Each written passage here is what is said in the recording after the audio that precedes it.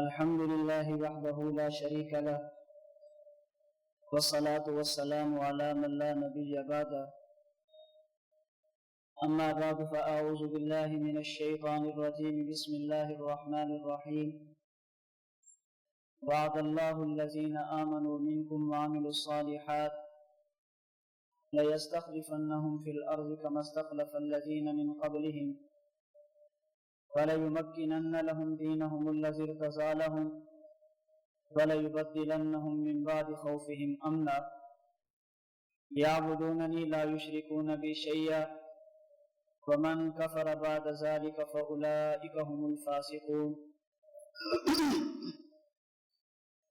وعن أبي هريرة رضي الله تعالى عنه وعنهم قال قال رسول الله صلى الله عليه وسلم كانت بنو إسرائيل تسوسهم الأنبياء كلما هلك نبي خلفه نبي وإنه لا نبي بعدي وسيكونوا خلفاء فيكثرون أو كما قال رسول الله صلى الله عليه وسلم. اللهم صل على محمد وعلى آل محمد كما صليت على إبراهيم وعلى آل إبراهيم إنك حميد مجيد. اللهم بارك على محمد وعلى آل محمد كما باركت على إبراهيم وعلى آل إبراهيم إنك حميد مجيد. 21 اپریل سن 2018 بروز ہفتہ جو ہمارا 8واں سالانہ دورہ تحقیق المسائل شروع ہوا تھا، اس کے اسباق کا آج 11واں اور آخری دن ہے۔ آپ حضرات کے سامنے مختلف اساتذہ نے اہل سنت والجماعت کے مختلف عقائد، مختلف مسائل، اہل سنت والجماعت کا مسلک اور منہج دلائل کے ساتھ آپ کے سامنے پیش کیا۔ ہماری اس نشست کے جو درس اور سبق کا عنوان ہے وہ ہے مسئلہ خلافت اور امامت۔ اس مسئلے کو بیان کرنے کے لیے میں نے آپ کے سامنے قرآن کریم پارہ نمبر 18 سورہ نور کی آیت نمبر 55 تلاوت کی ہے، جسے مفسرین کی اصطلاح میں آیت استخلاف کہتے ہیں، اور جناب نبی کریم صلی اللہ علیہ وسلم کا ایک فرمان جس کے راوی حضرت ابو ہریرہ رضی اللہ تعالی عنہ ہیں اور جسے حضرت امام بخاری رحمہ اللہ نے اپنی کتاب صحیح بخاری میں نقل کیا ہے۔ میں اس آیت کریمہ اور حدیث پاک کی روشنی میں مسئلہ خلافت اور امامت کے حوالے سے آج کے درس میں آپ کے سامنے 4 باتیں عرض کروں گا۔ نمبر 1، اہل سنت والجماعت کے ہاں خلافت اور امامت کا تصور اور مطلب کیا ہے۔ نمبر 2، ہم جو خلافت کے قائل ہیں اس خلافت کے دلائل کیا ہیں۔ نمبر 3، نبی کریم صلی اللہ علیہ وسلم نے اپنے بعد کسی شخص کو خلافت کے لیے نام لے کر منتخب اور مقرر فرمایا تھا یا نہیں۔ اور نمبر 4، حضور علیہ الصلوۃ والسلام کے بعد خلافت کی ترتیب کیا ہے اور حضور کے بعد خلافت کا حقدار کون تھا۔ یہ 4 باتیں آج کے سبق کے ہمارا اسی 4 باتوں کے اوپر ہوگا۔ نمبر 1، اہل سنت والجماعت کے ہاں خلافت اور امامت کا معنی اور مطلب۔ نمبر 2، ہم جو حضور کے بعد خلافت کے قائل ہیں اس خلافت کے دلائل۔ نمبر 3، اللہ کے نبی نے اپنے بعد کسی کو خلافت کے لیے مقرر کیا تھا یا نہیں۔ اور نمبر 4، حضور علیہ الصلوۃ والسلام کے بعد خلفائے راشدین کی تعداد کتنی ہے، ان کی ترتیب کیا ہے، اور سب سے پہلا خلیفہ کون ہونا چاہیے تھا، خلافت کا حقدار کون ہے۔ سب سے پہلی بات، اہل سنت والجماعت کے ہاں خلافت اور امامت کا تصور۔ ہمارے ہاں جو عقائد ضروری ہیں ان میں سے ایک اہم عقیدہ رسول اکرم صلی اللہ علیہ وسلم کی ختم نبوت کا ہے۔ آپ علیہ الصلوۃ والسلام سے پہلے अंबियाए बनी इसराइल अपनी उम्मत के दीनी मामलात को भी संभालते और दुनियावी मामलात को भी संभालते। दीनी मामलात को संभालते इसे शरीयत कहते हैं और दुनियावी मामलात को संभालते इसे सियासत कहते हैं। पहले बनी इसराइल के अंबिया वो अपने वक़्त के नबी भी होते थे, अपने वक़्त के इमाम, अपने वक़्त के हुक्मरान और अपने वक़्त के सियासतदान भी होते थे। शरीयत और सियासत ये दो चीजें अलग अलग नहीं है, न उनके यहाँ न हमारे यहाँ। आज जो हमें गलतफहमी पैदा होती है, ये हम थोड़े से इस जुमले को सुनकर बिदकते हैं, उसकी वजह हमारे सामने मौजूदा सियासतदान होते हैं और शरीयत जिस सियासत की बात करती है वो शरीयत से अलग नहीं है। इस बात को समझाने के लिए रसूलुल्लाह सल्लल्लाहु अलैहि वसल्लम ने इरशाद फरमाया, कानत बनु इसराइल तसूसुहुमुल अंबिया, बनी इसराइल के दुनियावी और सियासी मामलात उनके नबी संभालते। कुल्लमा हलक नबियुन खलफहु नबियुन, एक नबी के जाने के बाद दूसरा नबी आता, वो दीन भी संभालता और दुनिया भी संभालता। दीनी और दुनियावी मामलात दोनों में उम्मते अंबिया की तरफ रुजू करते थे। नबी करीम सल्लल्लाहु अलैहि वसल्लम चूंकि आखिरी नबी हैं, हुजूर अलैहिस्सलातु वस्सलाम पर अल्लाह रब्बुल इज्जत ने नबूवत का सिलसिला खत्म फरमा दिया। अब कुल्लमा हलक नबियुन खलफहु नबियुन नहीं है, अब हुजूर की वफात के बाद क़यामत है, नबूवत का सिलसिला नहीं है। हुजूर के बाद उम्मत के दीन का क्या बनेगा? अल्लाह के नबी ने उम्मत को दीन बताने के लिए भी अफराद दिए और अल्लाह के नबी के बाद उम्मत की सियासत, दुनिया और दुनियावी मामलात का क्या बनेगा, हुजूर अलैहिस्सलातु वस्सलाम ने इसके लिए भी अफराद अता फरमाए। वो लोग जो हुजूर के बाद अल्लाह के नबी की उम्मत हुजूर अलैहिस्सलातु वस्सलाम के कलमा पढ़ने वाले मुसलमानों के दीनी मामलात और दीनी मसाइल को हल करें, उन्हें मुज्तहिदीन, फुक़हा और उलमा कहते हैं। और वो लोग जो अल्लाह के नबी की वफात के बाद उम्मत की दुनिया और दुनियावी मामलात को हल करें, इसे अहल सुन्नत के यहाँ इमाम भी कहते हैं, इसे अहल सुन्नत के यहाँ खलीफा भी कहते हैं, इसी को इमामत और खिलाफत से भी ताबीर किया जाता है, इसी को अहल सुन्नत वल जमात के यहाँ अमीरुल मोमिनीन के नाम से भी याद किया जाता है। तो हमारे यहाँ इमामत का तसव्वुर हुजूर अलैहिस्सलातु वस्सलाम की वफात के बाद वो अफराद जो उम्मत के दुनियावी और सियासी मामलात संभालें, उम्मत की दुनिया में रहनुमाई करें, अपनों और गैरों के साथ कैसे चलना है, जो लोग इन्हें संभालें, अहल सुन्नत के यहाँ इसे इमामत, खिलाफत और इसी को अमीरुल मोमिनीन इस तरह के नामों से याद किया जाता है। हमारे यहाँ ये इमारत, ये खिलाफत, ये इमामत और अमीरुल मोमिनीन, इसकी बुनियाद उम्मत की सवाबदीद पर है, इसकी बुनियाद कुरान और हदीस पे नहीं है।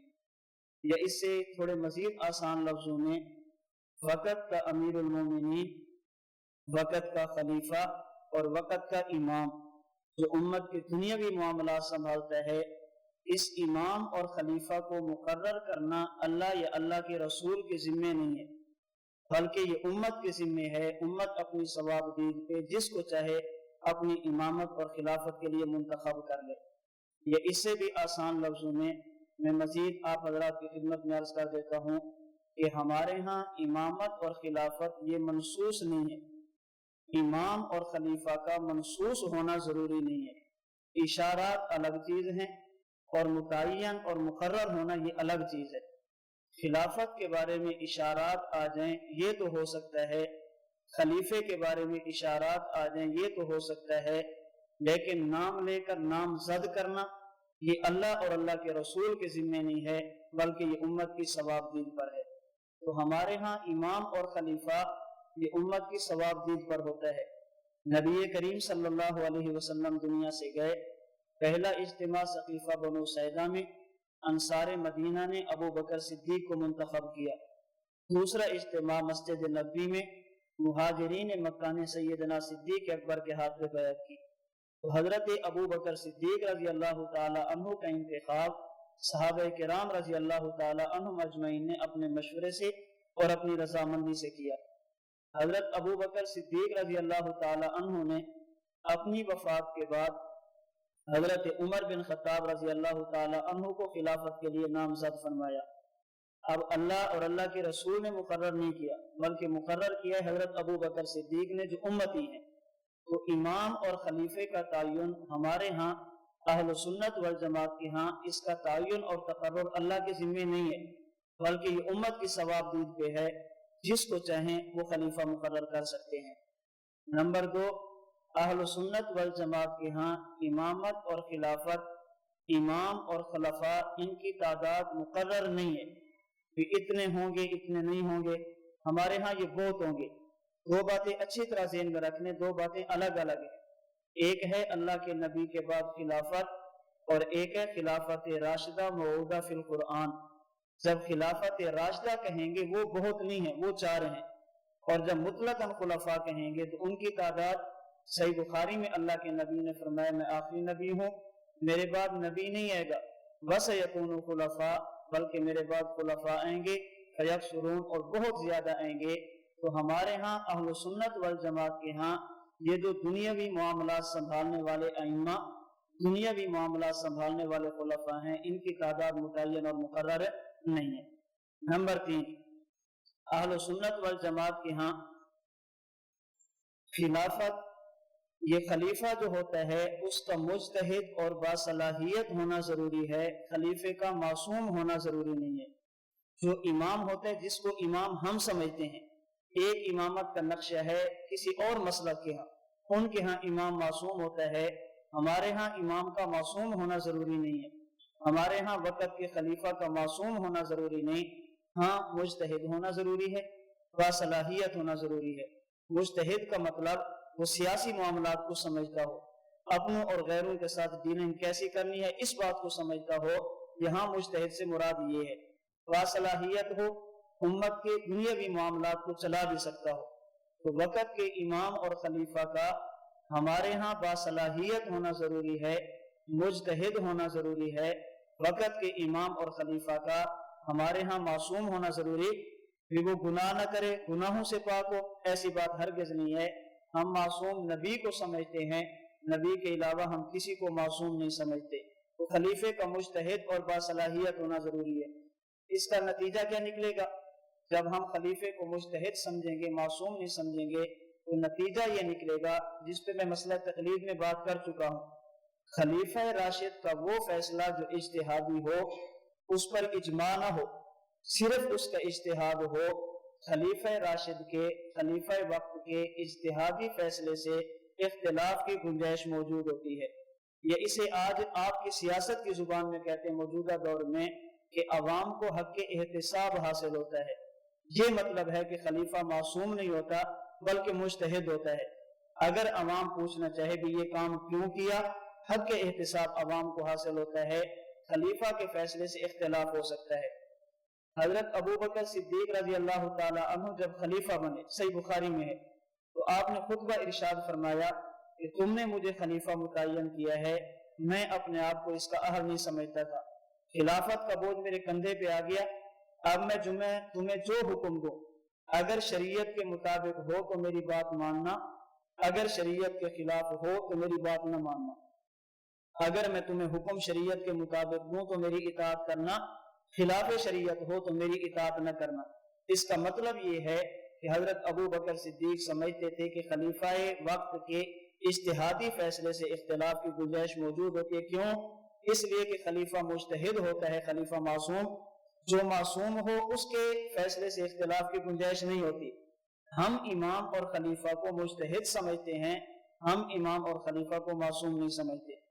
हजरत अबू बकर सिद्दीक चले गए, हजरत उमर बिन खत्ताब खलीफा बने। आपने भी खुतबा दिया, ये भी बुखारी में है। हजरत उमर बिन खत्ताब ने खुतबे में इरशाद फरमाया कि तुमने मुझे खिलाफत के लिए मुकर्रर कर दिया, मैं तुम्हारा अमीरुल मोमिनीन बन गया।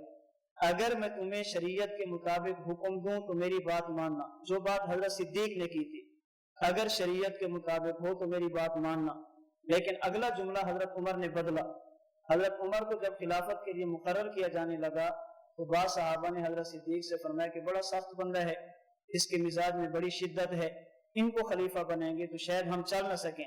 हजरत सिद्दीक अकबर ने फरमाया जब उमर के कंधों पर खिलाफत का बोझ आएगा یہ خود بخود نرم ہو جائے گا. جب تک خلافت کا بوجھ نہیں آتا شدت ہے، جب خلافت اور ان کے اوپر ذمہ داری آئے گی یہ خود بخود معتدل ہو جائیں گے. تو حضرت عمر بن خطاب نے پہلی بات وہی کی جو حضرت صدیق نے فرمائی کہ جو بات شریعت کے مطابق کروں تو ماننا، اگر خلاف شریعت کروں تو میری بات تم نے نہیں. حضرت ابو بکر نے فرمایا کہ نہیں ماننا. حضرت عمر نے یہ نہیں پوچھا، یہ نہیں فرمایا کہ اگر خلاف شریعت بات کروں تو میری بات نہ ماننا، بلکہ صحابہ کرام سے پوچھا اگر میں تمہیں شریعت کے خلاف حکم دوں تو کیا کرو گے؟ اگر میں شریعت کے مطابق دوں تو بات ماننا، خلاف شریعت حکم دوں تو کیا کرو گے؟ ایک بدو آرابی اور دیہاتی تلوار لے کے کھڑا ہوا. اس نے کہا خطاب کے بیٹے اگر خلاف شریعت حکم دے گا اس تلوار کے ساتھ تجھے سیدھا کریں گے. حضرت عمر بن خطاب نے فرمایا اللہ تیری ذات کا لاکھ لاکھ شکر ہے، تو نے امت مسلمہ میں ایسے افراد پیدا فرما دیے جو عمر کو بھی سیدھا کرنا جانتے ہیں. اسے کہتے ہیں کہ خلیفہ وقت یہ مجتہد اور باصلاحیت ہوتا ہے، معصوم نہیں ہوتا. یہ ہمارے ہاں خلافت اور امامت کا تصور ہے. باقی جو لوگ عقیدہ امامت ان کے ہاں امام کا معصوم ہونا ضروری ہے، ہماری ان کے ساتھ گفتگو ہی نہیں ہے. نمبر 4، ہمارے ہاں اہل سنت والجماعت کے ہاں جو خلیفہ وقت ہوتا ہے خلافت کا مقصد ہوتا ہے امت کے مسائل کو حل کرنا، امامت کا مقصد ہوتا ہے امت کے مسائل کو حل کرنا. تو اہل سنت والجماعت کے ہاں امام کا ظاہر ہونا ضروری ہے، امام کا ظاہر ہونا ضروری ہے. امام غیب ہمارے ہاں نہیں ہو سکتا. کیوں؟ امامت کا مقصد ہی امت کی رہنمائی ہے. اگر امام اور خلیفہ سامنے نہ ہو تو امت کہاں جائے گی؟ تو ہمارے ہاں امام کا ظاہر ہونا ضروری ہے. اگر امام اور خلیفہ غیب ہو جائے ہم اس امامت اور خلافت کے قائل نہیں ہیں. نمبر 5، ہم اہل سنت والجماعت کے ہاں خلیفہ کا با اختیار ہونا ضروری ہے. جو خلیفہ ہوگا اس کے پاس اختیارات بھی ہوں، جس چیز کو وہ حق سمجھے اس کو نافذ بھی کرے، جس چیز کو غلط سمجھے اس کو روکے بھی صحیح. اگر خلیفے کے پاس اختیارات نہیں ہیں ہمارے ہاں اس خلافت اور امامت کا تصور نہیں ہے. حضرت ابو بکر صدیق، حضرت عمر بن خطاب، حضرت عثمان بن عفان، سیدنا علی المرتضی، حضرت حسن بن علی، سیدنا امیر معاویہ، سیدنا عبداللہ بن زبیر رضی اللہ تعالی عنہم اجمعین، یہ ساتوں خلفاء وہ تھے. میں مطلق خلافت کی بات کروں، خلافت راشدہ پہ نہیں. یہ ساتوں خلفاء وہ تھے جس کو حق سمجھتے تھے اسی کو نافذ کرتے تھے، جس کو باطل سمجھتے تھے کبھی اس کی تائید نہیں کرتے تھے. خلیفے کا با اختیار ہونا ضروری ہے. جو بندہ بے اختیار ہو بالکل وہ مجبور محض ہو، ہمارے ہاں ایسا بندہ امام اور خلیفہ نہیں بن سکتا. ایک بندے کو خلیفہ برحق نہ سمجھے پھر بھی مجبوراً بیعت کر لے، باب فدق اس کا حق ہو پھر بھی وصول نہ کر سکے، خلافت کا قائل نہ ہو پھر بھی مجبوراً نمازیں پڑھتا رہے. ہمارے ہاں اس امامت اور خلافت کا تصور نہیں. ہمارے ہاں وقت کے امام اور وقت کے خلیفہ کا با اختیار ہونا ضروری ہے. جس بات کو حق سمجھے اس کو نافذ بھی کرے، جس کو باطل سمجھے اس کی تردید بھی کرے. تو خلیفہ اور امام با اختیار ہونا چاہیے، بے اختیار اور مجبور محض امام اور خلیفہ نہیں بن سکتا. تو یہ ہے ہمارا اہل سنت والجماعت کے ہاں امامت اور خلافت کا تصور. جو جس کے اندر یہ چیزیں پائی جائیں گی تو ہم کہتے ہیں یہ وقت کا امام، وقت کا خلیفہ، یہ امیر المومنین ہے. ہم اس خلافت اور امامت کے قائل ہیں. نمبر 2، حضور علیہ الصلوۃ والسلام کے بعد ہم خلافت کے قائل ہیں. اور اگر امامت کسی کو آپ کہہ دیں امامت کبریٰ تو وہ تصور میں نے آپ کے سامنے رکھ دیا. ایک عقیدہ امامت الگ ہے اور حضور علیہ الصلوۃ والسلام کے بعد دنیاوی معاملات کو سنبھالنے والا امام اس کا معاملہ بالکل جدا اور الگ ہے. اس امامت اور خلافت پر ہمارے پاس دلائل کون سے ہیں؟ میں آپ کے سامنے ایک آیت اور ایک حدیث پاک پیش کر دیتا ہوں. دلائل بہت سارے ہیں. نمبر 1، آیت مبارکہ سورہ نور آیت نمبر 55. اللہ رب العزت ارشاد فرماتے ہیں وعد اللہ الذین آمنوا منکم. آپ ادھر دیکھیں بات سمجھیں، پہلے بھی چھوڑ دیں. وعد اللہ الذین آمنوا منکم وعملوا الصالحات. صحابہ کرام رضی اللہ عنہم اجمعین میں سے وہ لوگ جو ایمان لا چکے ہیں اور جو اعمال صالحہ کر چکے ہیں، اللہ ان میں سے بعض سے وعدہ کرتا ہے لَيَسْتَخْلِفَنَّهُمْ فِي الْأَرْضِ. اللہ ان کو خلافت دیں گے. وَلَيُمَكِّنَنَّ لَهُمْ دِينَهُمُ الَّذِي ارْتَضَىٰ لَهُمْ. اللہ ان کے دین کو دنیا میں نافذ کر دیں گے. وَلَيُبَدِّلَنَّهُمْ مِن بَعْدِ خَوْفِهِمْ أَمْنًا. اور اللہ رب العزت خوف کے بعد ان کو امن عطا فرمائیں گے۔ ابھی یہ ان سے ڈرتے ہیں کافروں سے، ایک وقت آئے گا کہ یہ کھل کر چلیں گے، کافر ان سے ڈریں گے، ان کو کسی قسم کے کسی مخالف اور کافر کا ڈر نہیں ہوگا۔ اللہ رب العزت نے صحابہ کرام رضی اللہ عنہم اجمعین کو جب بشارت اور خوشخبری دی تو کیا فرمایا؟ لَيَسْتَخْلِفَنَّهُمْ فِي الْأَرْضِ، اللہ ان کو خلافت عطا فرمائیں گے۔ تو یہ لَيَسْتَخْلِفَنَّهُمْ فِي الْأَرْضِ، یہ اس بات کی دلیل ہے کہ اہل سنت والجماعت کے ہاں جو رسول اللہ صلی اللہ علیہ وسلم کے بعد امت میں خلافت کا سلسلہ چلا ہے، وہ اس خلافت کا تذکرہ اور اس خلافت کی دلیل قرآن کریم میں موجود ہے۔ اللہ رب العزت نے اس آیت مبارکہ میں صحابہ کرام رضی اللہ تعالی عنہم اجمعین میں سے بعض افراد کے ساتھ 3 وعدے فرمائے ہیں۔ منکم، یہ من تبیزیہ، کم یہ صحابہ کرام رضی اللہ عنہم اجمعین میں سے بعض کے ساتھ کتنے وعدے کیے؟ 3 وعدے۔ نمبر 1، لَيَسْتَخْلِفَنَّهُمْ فِي الْأَرْضِ، اللہ ان کو زمین میں حکومت دیں گے۔ نمبر 2، وَلَيُمَكِّنَنَّ لَهُمْ دِينَهُمُ الَّذِي ارْتَضَىٰ لَهُمْ، اللہ رب العزت جو ان کا پسندیدہ دین ہے، اللہ کا محبوب دین ہے، اللہ اس دین کو دنیا میں نافذ کریں گے، تمکین دین ہوگا، دین دور دور تک چلا جائے گا۔ نمبر 3، وَلَيُبَدِّلَنَّهُمْ مِنْ بَعْدِ خَوْفِهِمْ أَمْنًا، اللہ رب العزت خوف کے بعد ان کو امن عطا فرمائیں گے، ان کو دشمن کا ڈر نہیں ہوگا۔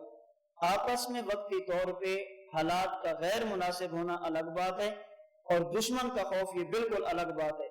حضرت علی المرتضیٰ رضی اللہ تعالی عنہ کے دور میں حضرت امیر معاویہ رضی اللہ تعالی عنہ آپس میں غیر مناسب حالات بنے ہیں، غیروں کی سازش تھی، اجتہادی خطا تھی، اس کی وجہ سے کچھ وقت کے لیے غیر مناسب حالات بنے ہیں۔ ان غیر مناسب حالات میں بھی کسی دشمن دین کو یہ جرأت اور ہمت نہیں تھی کہ کھل کر ان صحابہ کے سامنے آئے اور ان کی مخالفت کرے، بلکہ تاریخ کے کتابوں میں بڑا عجیب ایک واقعہ ملتا ہے۔ جن دنوں میں یہ بات چل رہی تھی حضرت امیر معاویہ رضی اللہ تعالی عنہ اور حضرت علی المرتضیٰ کی، حضرت علی المرتضیٰ کا موقف یہ تھا کہ ہمیں سب سے پہلے اسلامی سلطنت کو مضبوط کرنا چاہیے، نظام خلافت مضبوط کرے، پھر قاتلین عثمان کا بدلہ لیں۔ حضرت امیر معاویہ کا نظریہ یہ تھا کہ پہلے قاتلین عثمان سے بدلہ لیں، اس کے بعد خلافت کو مضبوط کریں۔ دونوں باتوں پر دونوں کا اتفاق تھا، خلافت بھی مضبوط ہونی چاہیے اور قاتلین عثمان سے بدلہ بھی لینا چاہیے۔ اختلاف اس میں تھا کہ پہلے کون ہو۔ حضرت علی کی رائے یہ تھی کہ پہلے خلافت ہو، اور حضرت امیر معاویہ کی رائے یہ تھی کہ پہلے قاتلین عثمان کا بدلہ ہو۔ دونوں باتوں پر اتفاق دونوں کا تھا۔ جب آپس میں غیر مناسب حالات بنے تو شاہ روم نے حضرت امیر معاویہ کو خط لکھا، معاویہ ہم نے سنا ہے علی المرتضیٰ آپ کی بات نہیں مانتا، آپ ان کے مقابلے میں نکلے، ہم آپ کو افراد بھی دیں گے، ہم آپ کو اسلحہ بھی دیں گے۔ حضرت امیر معاویہ نے جو جواب دیا نا، میں اسے سمجھانے کے لیے اپنے الفاظ میں کہا کرتا ہوں۔ حضرت امیر معاویہ نے جواب میں فرمایا کہ رومی کتے، یہ تیری غلط فہمی ہے، یہ ہماری اپنی آپس کی بھائیوں کی لڑائی ہے۔ اگر تو نے علی المرتضیٰ کے خلاف نکلنے کی سوزش کی اور علی المرتضیٰ کے خلاف نکلنے کا سوچا بھی، تو سب سے پہلے جو علی المرتضیٰ کا دفاع کرنے والا ہوگا وہ امیر معاویہ ہوگا۔ وَلَيُبَدِّلَنَّهُمْ مِنْ بَعْدِ خَوْفِهِمْ أَمْنًا، اللہ ان کو امن عطا فرمائیں گے۔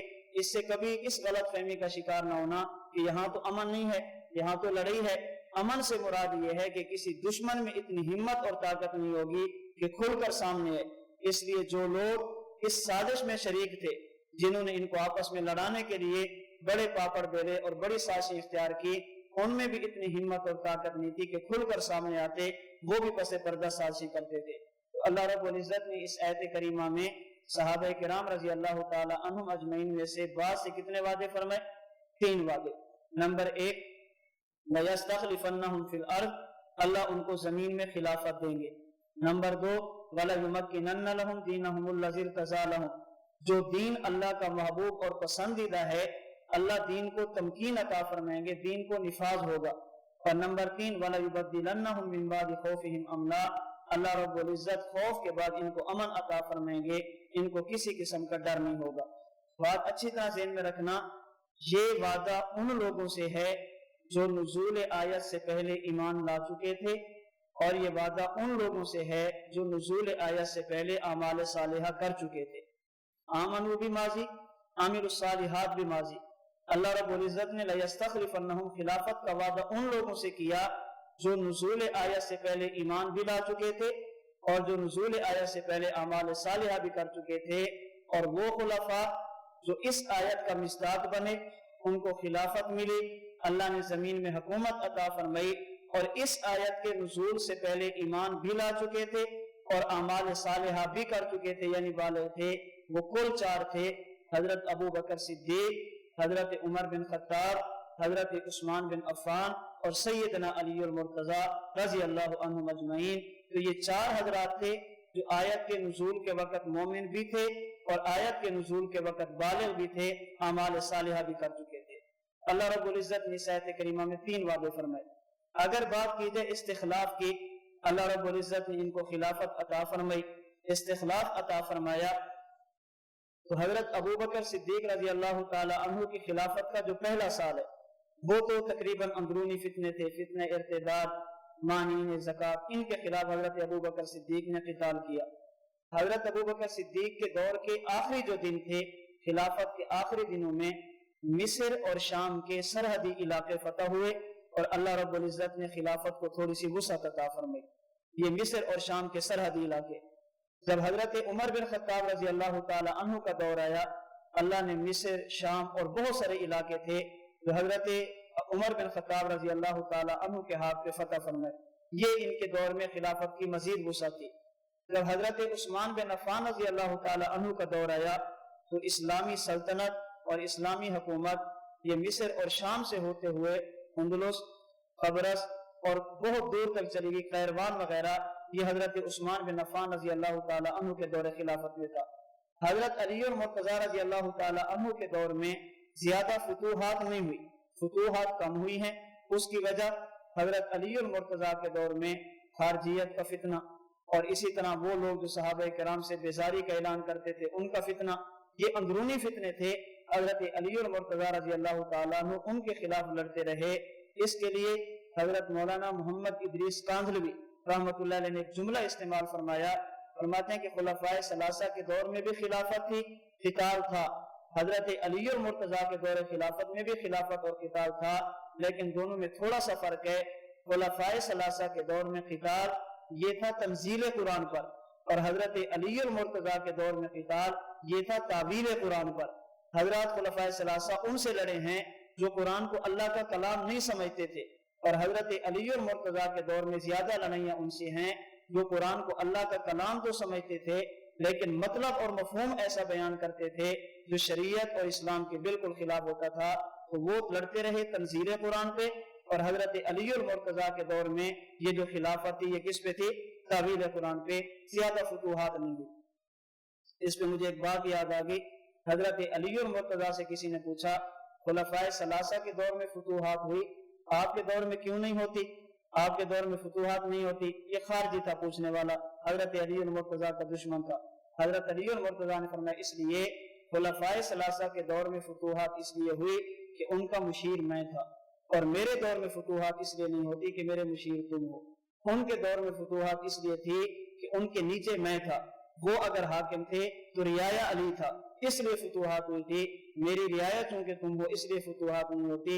इसलिए मुझे मेरी मुखालफत करने की जरूरत नहीं, अपनी इस्लाह करो और खुद को बदलने की कोशिश करो। तो ये 3 वादे अल्लाह रब्बुल इज्जत ने इनसे फरमाए। पहला वादा इस्तिखलाफ फिल अर्द जो इनकार के दौर में हासिल हुआ। नंबर 2 तमकीन दीन, अल्लाह रब्बुल इज्जत ने तमकीन दीन की भी नेमत इनको अता फरमाई। जिसको हक समझते थे उसको नाफिज करते थे, जिसको बातिल समझते थे उसकी तरदीद फरमाते थे। हजरत सिद्दीक से लेकर अली और मुर्तज़ा रज़ी अल्लाहु अन्हुम अजमईन, इन चारों हजरात ने जिसको हक समझा है उसको नाफिज फरमाया है। ऐसा नहीं हुआ कि एक चीज को गलत समझें लेकिन फिर भी मसलहत का शिकार होके किसी के डर की वजह से उसको छुपा लें। तो तमकीन दीन भी इन्हीं के दौर में पूरा हुआ। नंबर 3 अल्लाह रब्बुल इज्जत ने तीसरा वादा फरमाया कि मैं खौफ के बाद अमन अता करूंगा। ये अमन भी इन चारों के दौर में हासिल था, हजरत अबू बकर सिद्दीक से लेकर सैयदना अली और मुर्तज़ा रज़ी अल्लाह ताला अन्हु के दौर खिलाफत तक अल्लाह ने इस्तिखलाफ भी दिया, अल्लाह ने तमकीन दीन की नेमत भी अता फरमाई और अल्लाह रब्बुल इज्जत ने अमन भी अता फरमाया। ان کے دور میں کسی دشمن کا ڈر نہیں ہوتا تھا، بلکہ دشمن ان کا نام سن کر ڈرتا بھی تھا اور کانپتا بھی تھا۔ اس آیت کو آیت استخلاف کہتے ہیں۔ اللہ رب العزت نے اس آیت میں 3 وعدے فرمائے، اس لیے جب ہم سے پوچھا جاتا ہے کہ خلفائے راشدین کتنے ہیں تو ہم جواب میں کیا کہتے ہیں؟ 4۔ خلفائے راشدین 4 ہیں، خلفائے راشدین 7 نہیں ہیں۔ ویسے خلفاء صحابہ میں سے 7 ہوئے ہیں، خلفائے راشدین 4، اور نمبر 5 حضرت حسن، نمبر 6 حضرت امیر معاویہ، اور نمبر 7 حضرت عبداللہ بن زبیر رضی اللہ تعالی عنہم اجمعین۔ خلفائے راشدین 4 ہیں۔ اس آیت کو آیت استخلاف کہتے ہیں۔ اس کا مطلب کیا ہے؟ اس آیت کا مطلب ہے خلافت راشدہ موعودہ فی القرآن۔ آیت استخلاف کا مطلب کیا ہے؟ خلافت راشدہ موعودہ فی القرآن، یعنی وہ حضرات جن کے ساتھ اللہ رب العزت نے خلافت کا وعدہ قرآن کریم میں فرمایا، وہ 7، 10، 12 نہیں ہے، بلکہ وہ کتنے ہیں؟ وہ 4 ہیں۔ اس کے لیے حضرت شاہ ولی اللہ محدث دہلوی رحمۃ اللہ علیہ نے چند شرائط بیان فرمائی ہیں کہ اس آیت استخلاف کا مصداق کون سا خلیفہ ہوگا۔ اس کے لیے چند شرائط ہیں، جس خلیفے کے اندر وہ شرطیں پائی جائیں گی وہ اس آیت کریمہ کا مصداق ہوگا۔ نمبر 1، اس آیت کریمہ میں جس خلافت کا وعدہ ہے اس کا مصداق وہ خلیفہ ہوگا جو مہاجرین میں سے ہو، جس نے ہجرت کی ہو۔ ہر خلیفہ اس آیت کا مصداق، اس غلط فہمی کا شکار نہ ہونا کہ ہم باقیوں کی خلافت کا انکار کرتے ہیں۔ میں بار بار کہہ رہا ہوں کہ ایک ہے خلافت راشدہ موعودہ فی القرآن۔ ہم اس آیت استخلاف پہ بات کر رہے ہیں کہ جس خلافت کا وعدہ اس آیت میں کیا گیا ہے وہ 7 نہیں ہے، وہ کتنے ہیں؟ وہ 4 ہیں۔ اس آیت کا مصداق بننے کے لیے خلیفے میں پہلی شرط کون سی ہے؟ خلیفہ مہاجرین میں سے۔ کیوں؟ دلیل کیا ہے؟ فرماتے اس لیے اللہ رب العزت نے اسی طرح کی خلافت کا وعدہ ایک اور جگہ پر بھی فرمایا ہے۔ وہ سورۃ الحج کی آیت ہے جسے آیت تمکین کہتے ہیں۔ الذین ان مکناہم فی الارض اقاموا الصلاۃ وآتوا الزکاۃ وامروا بالمعروف ونہوا عن المنکر۔ اس آیت میں بھی اللہ نے خلافت کا وعدہ فرمایا ہے، لیکن خلافت کا وعدہ کرنے سے پہلے فرمایا الذین اخرجوا من دیارہم بغیر حق الا ان یقولوا ربنا اللہ۔ اللہ ان سے خلافت کا وعدہ اس لیے فرما رہے ہیں کہ ان کو بغیر کسی جرم کے محض کلمہ پڑھنے کی وجہ سے اپنے گھر سے نکالا گیا۔ تو چونکہ اللہ رب العزت نے خلافت کا وعدہ بعد میں فرمایا، پہلے ان کے ایک اہم عمل ہجرت کا تذکرہ فرمایا، اس لیے اس آیت کریمہ میں خلیفہ کا مصداق وہ ہوگا جو کیا ہو؟ اور خلفائے 7 میں سے یہ 4 ہیں جنہوں نے مکہ سے مدینہ کی طرف ہجرت کی ہے۔ حضرت ابو بکر، حضرت عمر، حضرت عثمان، حضرت علی۔ مہاجرین میں سے حضرت امیر معاویہ بھی نہیں ہے، حضرت حسن بھی نہیں ہے، اور حضرت عبداللہ بن زبیر بھی نہیں ہے۔ اس لیے ہم ان کی خلافت کو خلافت عادلہ تو کہتے ہیں، لیکن خلافت راشدہ موعودہ فی القرآن میں وہ داخل نہیں ہے۔ نمبر 2، دوسری شرط، خلیفہ وہ ہونا چاہیے جو بدری صحابہ میں سے ہو۔ اس آیت کریمہ میں جس خلافت کا وعدہ ہے اس کا مصداق کون سا خلیفہ ہوگا؟ جو بدری ہو۔ کیوں؟ اس لیے کہ اللہ رب العزت نے ان بدری صحابہ کو باقیوں پر فضیلت عطا فرمائی ہے، اور خلفائے 7 میں سے یہ 4 بدری ہیں، 7 کے 7 بدری نہیں ہیں۔ اس لیے خلافت کے اس آیت میں جس خلافت کا وعدہ ہے اس کے مصداق بننے کے لیے خلیفے کا کیا ہونا ضروری ہے؟ بدری ہونا ضروری ہے۔ شاید بات آگے میرے ذہن میں نہ رہے، یہاں آگے میں بات کرتا ہوں۔ اللہ رب العزت نے دنیا میں اپنی نمائندگی کے لیے انبیاء کا انتخاب فرمایا، اور نبی کریم صلی اللہ علیہ وسلم کی نمائندگی کے لیے اللہ رب العزت نے صحابہ کرام رضی اللہ تعالی عنہم اجمعین کا انتخاب فرمایا، جسے بیان کرتے ہوئے اللہ کے نبی نے فرمایا ان اللہ اختارنی واختار علی اصحابی۔ اللہ نے نبوت کے لیے مجھ محمد کا انتخاب فرمایا، اور میرا ساتھ دینے کے لیے اللہ نے میرے صحابہ کا انتخاب فرمایا۔ اللہ رب العزت کے نمائندے جنہیں نبی کہتے ہیں، رسول کہتے ہیں، انبیاء، ان کی تعداد 1,24,000 ہے، اور حضور علیہ الصلوۃ والسلام کے نمائندے جنہیں صحابہ کہتے ہیں ان کی تعداد بھی 1,24,000 ہے۔ انبیاء کرام علیہ الصلوۃ والسلام میں سے 313 وہ ہیں جنہیں رسول کہتے ہیں، ان کو باقیوں پر فضیلت حاصل ہے۔ 1,24,000 صحابہ میں سے 313 بدری صحابہ ہیں، ان کو بھی باقیوں پر فضیلت حاصل ہے۔ ان 313 رسولوں میں سے اللہ نے 10 کو منتخب کیا جنہیں اولو العزم پیغمبر کہتے ہیں، ان کو باقیوں پر فضیلت حاصل ہے۔ 313 بدری اصحاب میں سے اللہ رب العزت نے 10 کا انتخاب فرمایا جنہیں عشرہ مبشرہ بالجنہ کہتے ہیں، ان کو باقیوں پر فوقیت حاصل ہے۔ ان 10 میں سے اللہ نے 4 کا انتخاب فرمایا جو نبی بھی ہیں اور صاحب کتاب بھی ہیں۔ ان 10 میں سے اللہ نے 4 کو منتخب فرمایا جو اللہ کے نبی کے صحابی بھی ہیں اور وقت کے خلیفہ بھی ہیں۔ اللہ رب العزت نے ان 4 میں سے ایک کو منتخب فرمایا اور ان کو تمام پر فضیلت عطا فرمائی، وہ ہیں جناب محمد رسول اللہ صلی اللہ علیہ وسلم۔ اللہ نے ان 4 میں سے بھی ایک کو منتخب فرمایا، ان کو تمام پر فضیلت اور فقیت عطا فرمائی، وہ تھے حضرت ابو بکر صدیق رضی اللہ تعالی عنہ۔ اللہ کے جب سارے نمائندے معراج کے رات بیت المقدس میں جمع تھے، اب مسئلہ اٹھا کہ نماز کون پڑھائے گا؟ حضرت جبریل امین نے ہاتھ پکڑا اور میں حضور جہاں آپ موجود ہوں وہاں مصلی امامت پہ کوئی اور نہیں جا سکتا۔ اللہ کے نبی کے صحابہ موجود تھے، نماز کون پڑھائے گا؟ فرمایا کہ جہاں پہ ابو بکر صدیق موجود ہو وہاں پہ بھی مصلی امامت پہ کوئی اور نہیں جا سکتا۔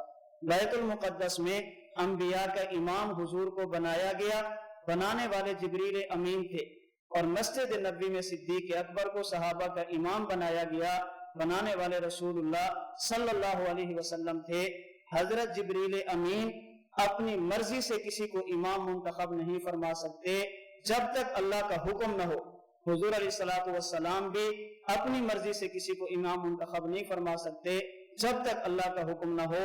اب ہم کہہ سکتے ہیں حضور امام الانبیاء بنے، یہ بھی انتخاب خدا تھا، اگرچہ بتانے والے جبریل تھے، لیکن جبریل اپنی طرف سے بات نہیں کرتے جب تک اللہ نہ فرمائے، کیونکہ ہمارا ایمان اور عقیدہ ہے کہ مصطفیٰ ہرگز نہ گفت تا نہ گفتے جبرائیل، جبرائیل ہم نہ گفتے تا نہ گفتے کردگار۔ اللہ کے نبی اس وقت تک نہیں بولتے جب تک جبریل نہ بولے، اور جبریل اس وقت تک نہیں بولتا جب تک حکم خدا نہ ہو۔ اللہ تعالیٰ کے نبی کو حضرت جبریل امین نے امام الانبیاء بنایا، یہ بھی اللہ کا انتخاب تھا۔ حضور علیہ الصلوۃ والسلام نے صدیق اکبر کو امام الصحابہ بنایا، یہ بھی انتخاب خدا تھا۔ تمام انبیاء میں سے جو نبی سب سے اوپر ہے اسے امام الانبیاء محمد الرسول اللہ صلی اللہ علیہ وسلم کہتے ہیں، اور تمام صحابہ میں جو صحابی سب سے اوپر ہے اسے حضرت ابو بکر صدیق کہتے ہیں۔ ان کے افضل ہونے پہ دلیل اس لیے کہ امامت کے لیے انہیں منتخب کیا گیا، انتخاب خدا تھا۔ ان کے افضل ہونے پہ دلیل امامت کے لیے انہیں منتخب کیا گیا، یہ بھی انتخاب خدا تھا۔ جس کو جبریل مصلی پہ کھڑا کر دے ہم مانتے ہیں، اس لیے کہ انتخاب جبریل کا نہیں، انتخاب خدا کا ہے۔ جس کو حضور منتخب فرما دیں ہم اس کا بھی انکار نہیں کرتے، ہم مانتے ہیں اس لیے کہ یہ بظاہر اللہ کے رسول کا انتخاب ہے، لیکن حقیقت میں یہ بھی خدا کا انتخاب ہوتا ہے۔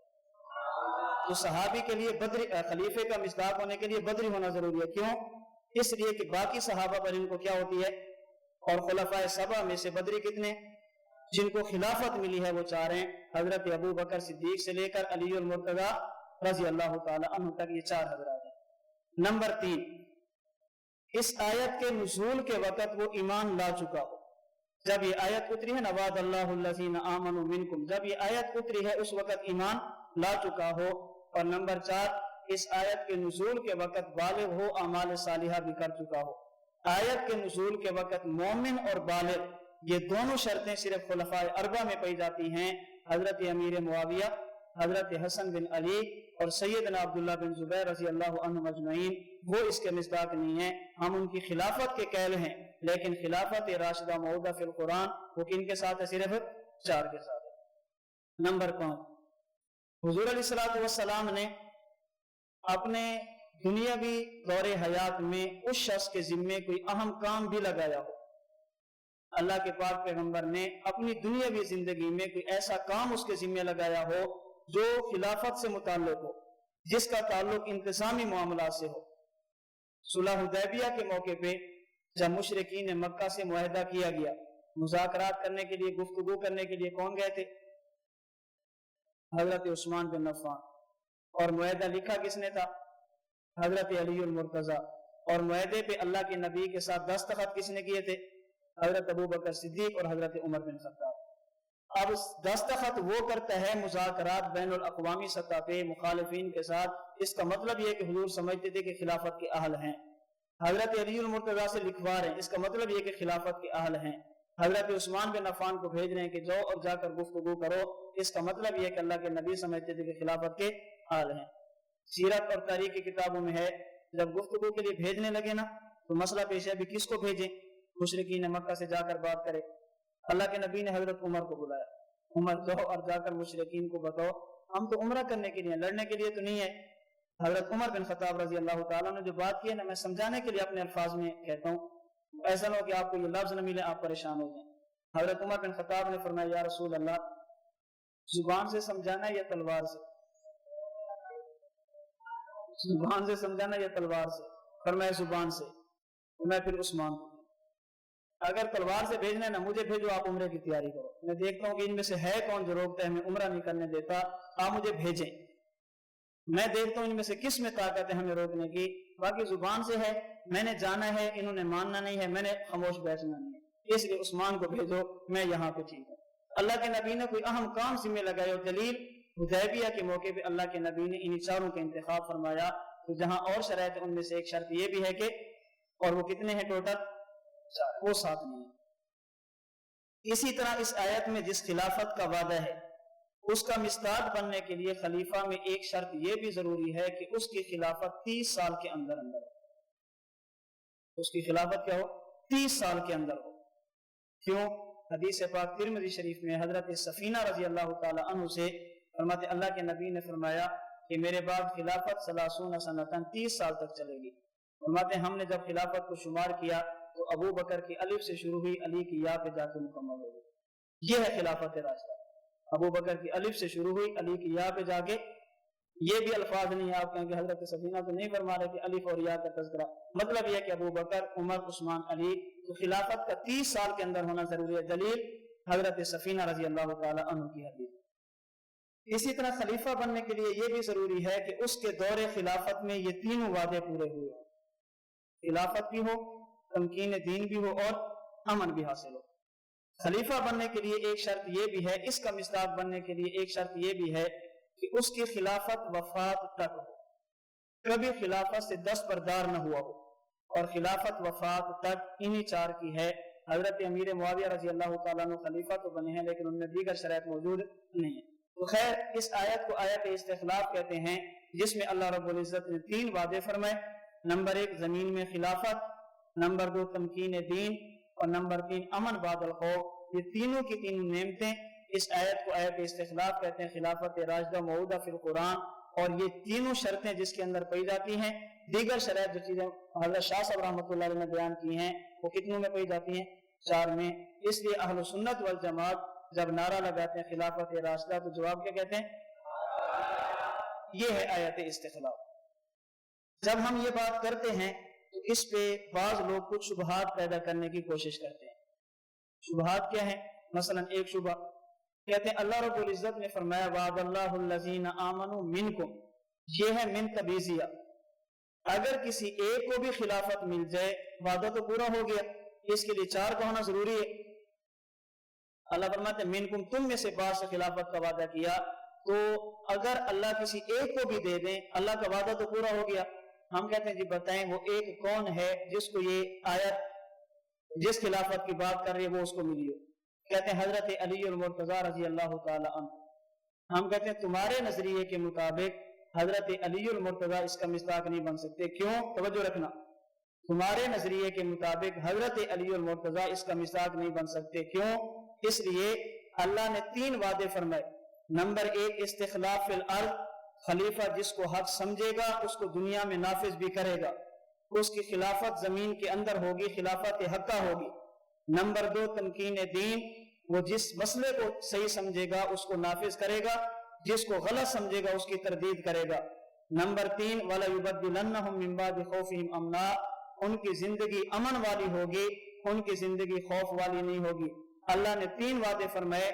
ہم آپ سے پوچھتے ہیں حضرت علی المرتضیٰ کو استخلاف فی الارض تھا؟ کہتے ہیں جی تھا۔ ہم کہتے ہیں جو کام علی نے کیے وہ ٹھیک تھے؟ کہتے ہیں نہیں ٹھیک نہیں تھے، بہت سارے کام ایسے تھے जो हजरत अली करना चाहते थे लेकिन नहीं कर सके। हजरत अली इस कुरान को सही नहीं समझते थे, कुरान असल और था, लेकिन हजरत अली सही कुरान को उम्मत के सामने नहीं ला सके। हजरत अली उल मुर्तजा तरावी को ठीक नहीं समझते थे, इसके बावजूद हजरत अली उल मुर्तजा तरावी को खत्म नहीं करा सके। हजरत अली उल मुर्तजा 3 तलाक के 3 होने को ठीक नहीं समझते थे, इसके बावजूद वो 3 तलाक के 3 होने का मसला उम्मत से खत्म नहीं करा सके। हजरत अली उल मुर्तजा रजी अल्लाह ताला अन्हु मुता को जायज समझते थे, हराम नहीं समझते थे, इसके बावजूद मुता की हिल्लत का फतवा नहीं दे सके। हम कहते हैं अल्लाह ने वादे फरमाए 3, नंबर 1 खिलाफत दूंगा, नंबर 2 तमकीन दीन दूंगा, नंबर 3 अमन अता करूंगा। अगर हमारा नजरिया मानोगे, हम कहते हैं चौथे नंबर पर अली को इस्तिखलाफ भी हासिल था, अली को तमकीन भी हासिल थी, अली को अमन भी हासिल था। अली जिसको हक समझते थे नाफिज फरमाते थे, जिसको बातिल समझते थे तरदीद करते थे। तुम कहते हो एक अली को मिस्ताक बना दो, वादा पूरा हो जाएगा। तुम्हारे नजरिए के मुताबिक ना अली को इस्तिखलाफ हासिल था, ना अली को तमकीन दीन हासिल था, ना अली को अमन हासिल था।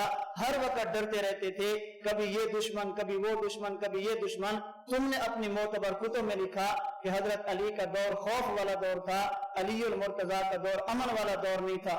अगर हमारी बात मानोगे, हम अली से मोहब्बत का दावा भी करते हैं, अली को चौथा खलीफा मानकर इस आयत करीमा का मिस्ताक बनाते हैं। उनको इस्तिखलाफ भी हासिल था, तमकीन दीन भी हासिल थी, अमन भी हासिल था। हम हजरत अली के लिए बहादुरी और शुजाअत का इंतखाब करते हैं। हम कहते हैं जो काम अली ने किए वो बिल्कुल ठीक थे, जिनको गलत समझा उनकी तरदीद फरमा दी। अगर तुम्हारी बात मान ली जाए, हजरत अली उल मुर्तजा का पहला तो क्या, चौथा तो क्या, कोई भी नंबर नहीं आता। न अली को इस्तिखलाफ हासिल था, न अली उल मुर्तजा को तमकीन हासिल थी, न अली उल मुर्तजा को अमन हासिल था। मोहब्बत का दावा भी तुम करते हो, अली को आयत इस्तिखलाफ से भी तुम निकालते हो, गुस्ताख अली भी हमें कहते हो, और हम हजरत अली उल मुर्तजा को आयत इस्तिखलाफ का मिस्ताक भी बनाते हैं। हम गुस्ताख हैं जो अली को चौथा नंबर देते हैं। तुम हजरत अली को खुलफा की सफ से निकालते हो, फिर भी कहते हो कि हम वफादार नहीं। समझिए, फिर भी कहते हो कि हम वफादार नहीं। हजरत अली उल मुर्तजा की अगर तुम्हारी बात मान ली जाए, हजरत अली उल मुर्तजा का नंबर ही नहीं आता, और अगर हमारी बात मानोगे तो चौथे नंबर किसका था? हजरत अली उल मुर्तजा का। जी मेन तबीजिया है, किसी एक को मिल जाए वादा पूरा हो जाएगा। हम कहते हैं वो एक कौन है? कहते हैं अली को छोड़ दो, इमाम महदी ले लो। जब आखिरी दौर में आएंगे अल्लाह ताला उनको खिलाफत भी देंगे, तमकीन दीन भी देंगे, अमर भी देंगे। जिसको हक समझेंगे वो दुनिया में नाफिज करेंगे, असल कुरान उम्मत के सामने लेंगे। जो दीन पूरी दुनिया में बिगड़ चुका है इसकी इस्लाह फरमाएंगे। हम कहते हैं ना, ये तो मखलूक खुदा भी ऐसा काम नहीं करती, चाह जाए कि अल्लाह ऐसा काम करे। क्या मतलब? आप हजरात बैठे हैं, आप मेरे मुखातब हैं, मुखातबीन हैं, मैं आपको किसी चीज की खुशखबरी दूं, और खुशखबरी देने के बाद जब उस खुशखबरी पूरा करने का वक्त है तो उसका मिस्ताक आप में से एक भी ना हो, तो क्या ख्याल है? बहुत खुश होंगे ना आप? वादा आपसे करूं, लेकिन जब इफाक का वक्त है तो मैं कहूं तुमसे नहीं है, किसी और से था। मुखातबीन का एक फर्द भी उसका मिस्ताक ना हो, ये इस्तेहजा और मजाक हुआ करता है, और अल्लाह इस्तेहजा और मजाक नहीं फरमाते। मिसाल के तौर पे मैं कहता हूँ, मिसाल के तौर पे फर्जी तौर पे कि आज आपकी इफ्तारी होगी, जिन हजरात ने रोजा रखा है आपकी इफ्तारी होगी, उसमें फुला फुला फुला चीजें होंगी, आप खुश हो जाते हैं। जब इफ्तारी का वक्त है तो मैं कहता हूँ तुम नहीं, मैंने तो किसी और के लिए कहा था, खुशखबरी तुम्हें दूं, इफ्तारी किसी और को करूं, तो कल तो सारे रोजा रख लेंगे ना, बहुत खुश होंगे भी ऐसा काम होता है। तो ऐसी बात करना कि खुशखबरी हो लेकिन मिस्ताक एक भी ना हो, शामिल एक भी ना हो, ये इस्तेज़ा होता है। अल्लाह फरमाते हैं ऐ सहाबा, अल्लाह का तुमसे वादा है, तुम में से बाज़ को खिलाफत देगा। अल्लाह किसको? तुम में से नहीं, वो जो गार के अंदर छुपा हुआ उसको दूंगा। तो मुखातबीन में से एक भी खुशखबरी का मिस्ताक ना हो, ये इस्तेज़ा और मजाक हुआ करता है, और अल्लाह रब्बुल इज्जत इस्तेज़ा और मजाक नहीं फरमाता। तो इस आयत करीमा में अल्लाह रब्बुल इज्जत ने कितने वादे फरमाए? 3 वादे। नंबर 1 इस्तिखलाफ फिल अर्ज़, नंबर 2 तमकीन दीन, और नंबर 3 अमन बादल खौफ। और ये तीनों के तीनों किसके दौर में पूरे हुए? खुलफाए राशिदीन रज़ी अल्लाह अन्हुम अजमईन, जिन्हें हजरत अबू बकर सिद्दीक, हजरत उमर, हजरत उस्मान, हजरत अली। बाकी आयत के अल्फाज पे गौर करें तो बहुत सारी बातें ऐसी हैं जो कहने वाली हैं, मैं उन सबको छोड़ रहा हूँ। आगे चलो। حضور علیہ الصلوۃ والسلام کے بعد ہم خلافت کے قائل ہیں، آیت کے ساتھ ساتھ ہمارے پاس اس پر حدیث بھی دلیل ہے۔ صحیح بخاری کی دلیل حدیث جو میں نے خطبے میں پڑھی، حضرت ابو ہریرہ فرماتے ہیں اللہ کے نبی نے فرمایا کانت بنو اسرائیل تسوسهم الانبیاء، بنو اسرائیل کے انتظامی معاملات ان کے نبی سنبھالتے تھے۔ کلما ہلک نبی خلفہ نبی، ایک نبی کے جانے کے بعد دوسرا نبی، اور میں آخری نبی ہوں، میرے بعد نبی تو نہیں ہے۔ بس یکون خلفاء، ہاں البتہ میرے بعد خلفاء ہوں گے، فیکثرون، اور ہوں گے بھی۔ تو حضور علیہ الصلوۃ والسلام نے بھی اپنے بعد کس کی بات فرمائی ہے؟ خلفاء کی بات۔ تیسری چیز، حضور علیہ الصلوۃ والسلام نے اپنے بعد خلافت کے لیے کسی کو نامزد فرمایا ہے یا نہیں؟ ہم اہل سنت والجماعت کے ہاں اللہ کے پاک پیغمبر نے اپنے بعد خلافت کے لیے کسی کو متعین اور نامزد نہیں فرمایا۔ ہاں البتہ اللہ کے نبی نے اشارات فرمائے ہیں کہ میرے بعد خلیفہ کون ہوگا، مسئلے کون بتائے گا، نماز کون پڑھے گا، زکوٰۃ کس کو دیں، حج کا امیر کون ہوگا، مسجد کے دروازہ کس کس کا کھلا رکھنا ہے، کس کس کا بند کرنا ہے۔ یہ سارے معاملات وہ تھے جو حضور علیہ الصلوۃ والسلام نے اشارتاً فرمائے ہیں، لیکن صراحتاً اللہ کے نبی نے کسی کو خلافت کے لیے نامزد نہیں فرمایا۔ اس پہ صرف ایک دلیل سماعت فرما لیں، اور یہ فرمان ہے سیدنا علی المرتضیٰ رضی اللہ تعالی عنہ کا۔ حضرت علی المرتضیٰ کے فرمان سے یہ بات ثابت ہے کہ اللہ کے نبی نے کسی کو خلافت کے لیے نامزد نہیں فرمایا تھا، جسے حضرت امام بیہقی رحمۃ اللہ علیہ نے اپنی کتاب سنن الکبریٰ بیہقی باب الاستخلاف میں نقل کی ہے۔ حضرت علی المرتضیٰ کا جب مرض الوفات زخمی ہوئے تو کسی نے کہا امیر المومنین الا تستخلف علینا، آپ کسی کو اپنے بعد خلافت کے لیے نامزد فرما دیں، آپ کے بعد خلیفہ کون ہوگا، آپ کا جانشین کون ہوگا، امیر المومنین کون ہوگا؟ حضرت علی المرتضیٰ نے فرمایا مستخلف رسول اللہ صلی اللہ علیہ وسلم فاستخلف، اگر اللہ کے نبی اپنے بعد کسی کو خلافت کے لیے نامزد فرماتے تو میں بھی خلیفہ کو متعین کر دیتا۔ مسلمان کیا کہہ رہے ہیں؟ اپنے بعد خلافت کے لیے کسی کو کیا کریں؟ متعین فرما دیں۔ حضرت علی کیا فرما رہے ہیں؟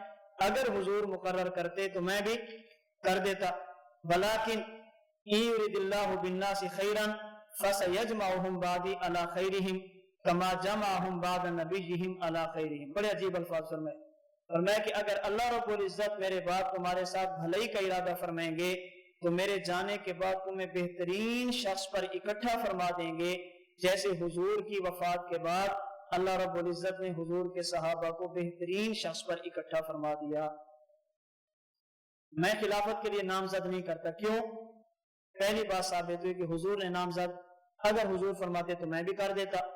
نمبر دو، فرمایا کہ اگر تمہارے اندر اللہ بھلائی دیکھیں گے تو اللہ تمہیں بہترین شخص پر اکٹھا کر دیں گے، جیسے ہمیں حضور کی وفات کے بعد سب سے افضل خیرہم، سب سے افضل شخص پر اکٹھا کیا تھا۔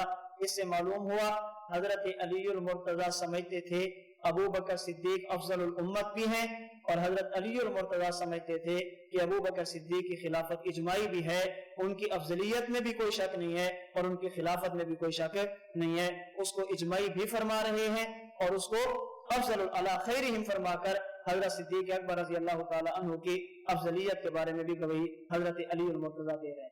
تو اس فرمان سے ثابت ہوا کہ حضور علیہ الصلوۃ والسلام نے اپنے بعد کسی کو بھی خلافت کے لیے نامزد، ہاں البتہ اللہ کے نبی نے اشارات فرمائے ہیں۔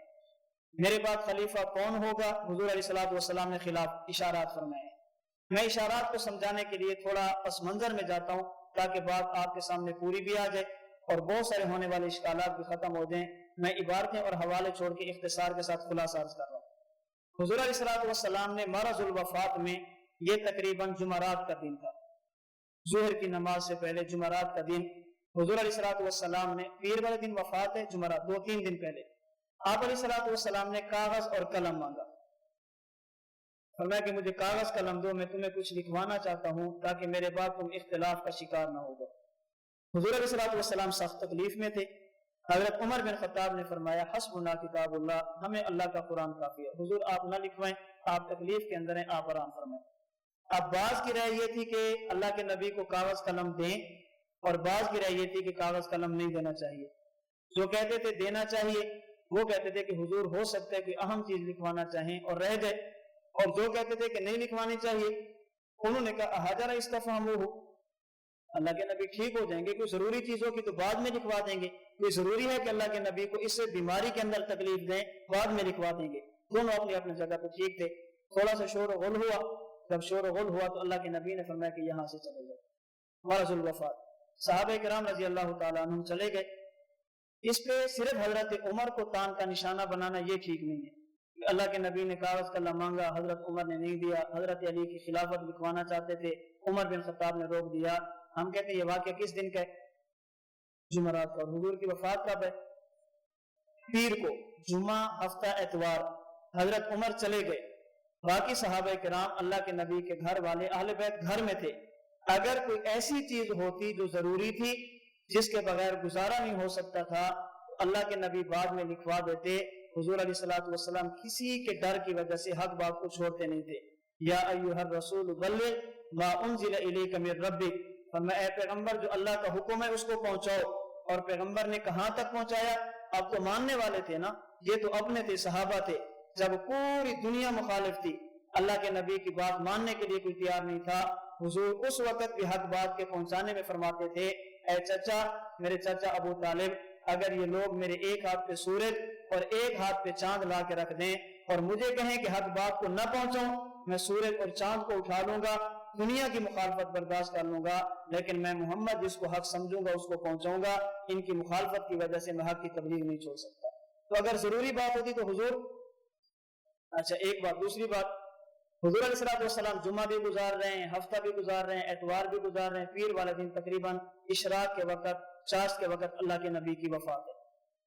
ان 3-4 دنوں میں اللہ کے نبی نے حضرت عمر کے ساتھ کبھی ایسا معاملہ نہیں کیا جو گستاخ کے ساتھ کیا جاتا ہے۔ اگر حضرت عمر گستاخ تھے تو حضور فرما دیتے۔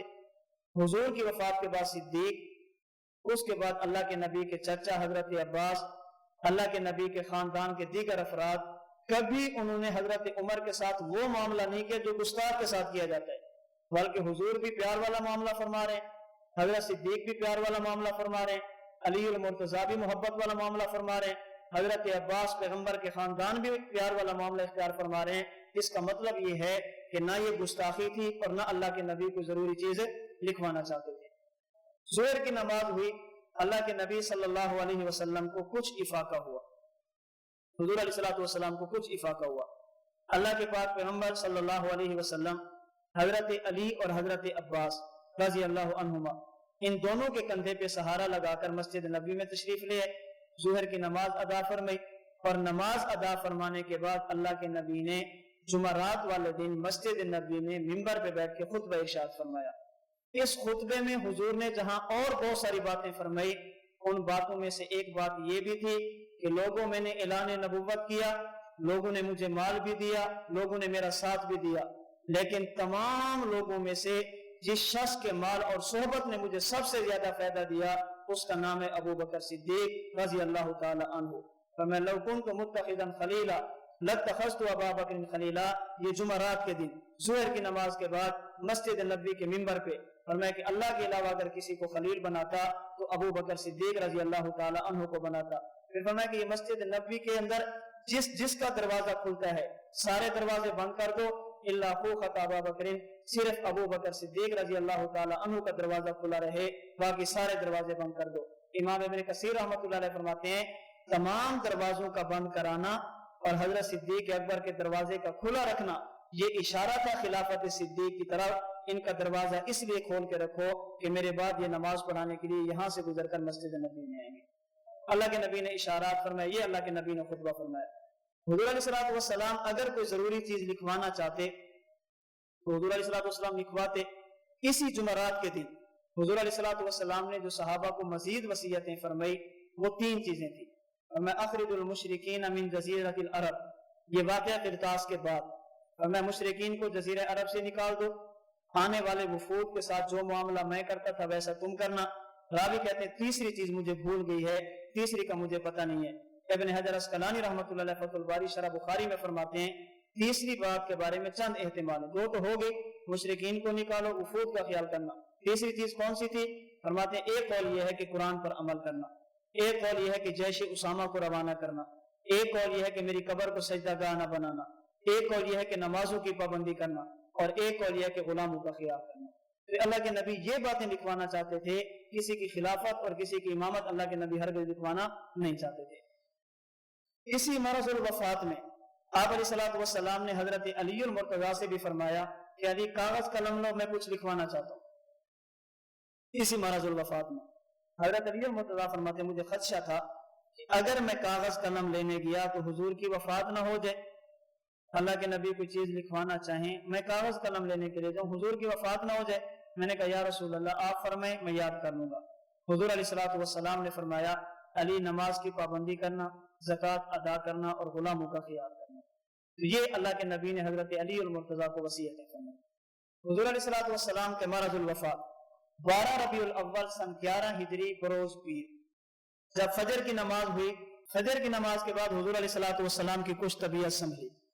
حضرت ابوبکر صدیق نماز ادا فرمانے کے بعد حجرہ اقدس میں تشریف لے گئے، اللہ کے نبی کا حال احوال دریافت کیا، واپس آئے تو صحابہ کرام نے پوچھا، فرمایا حضور کی طبیعت اب کافی بہتر ہے۔ حضور علیہ الصلوۃ والسلام سے حضرت صدیق اکبر نے کہا یا رسول اللہ مدینہ منورہ سے باہر ایک جگہ ہے مقام سخ، سین کے ساتھ سخ، وہاں پہ میری بیوی رہتی ہے، تو اگر آپ مجھے اجازت دیں تو میں وہاں سے ہو کے آ جاتا ہوں، چکر لگا کے گھر سے آ جاتا ہوں۔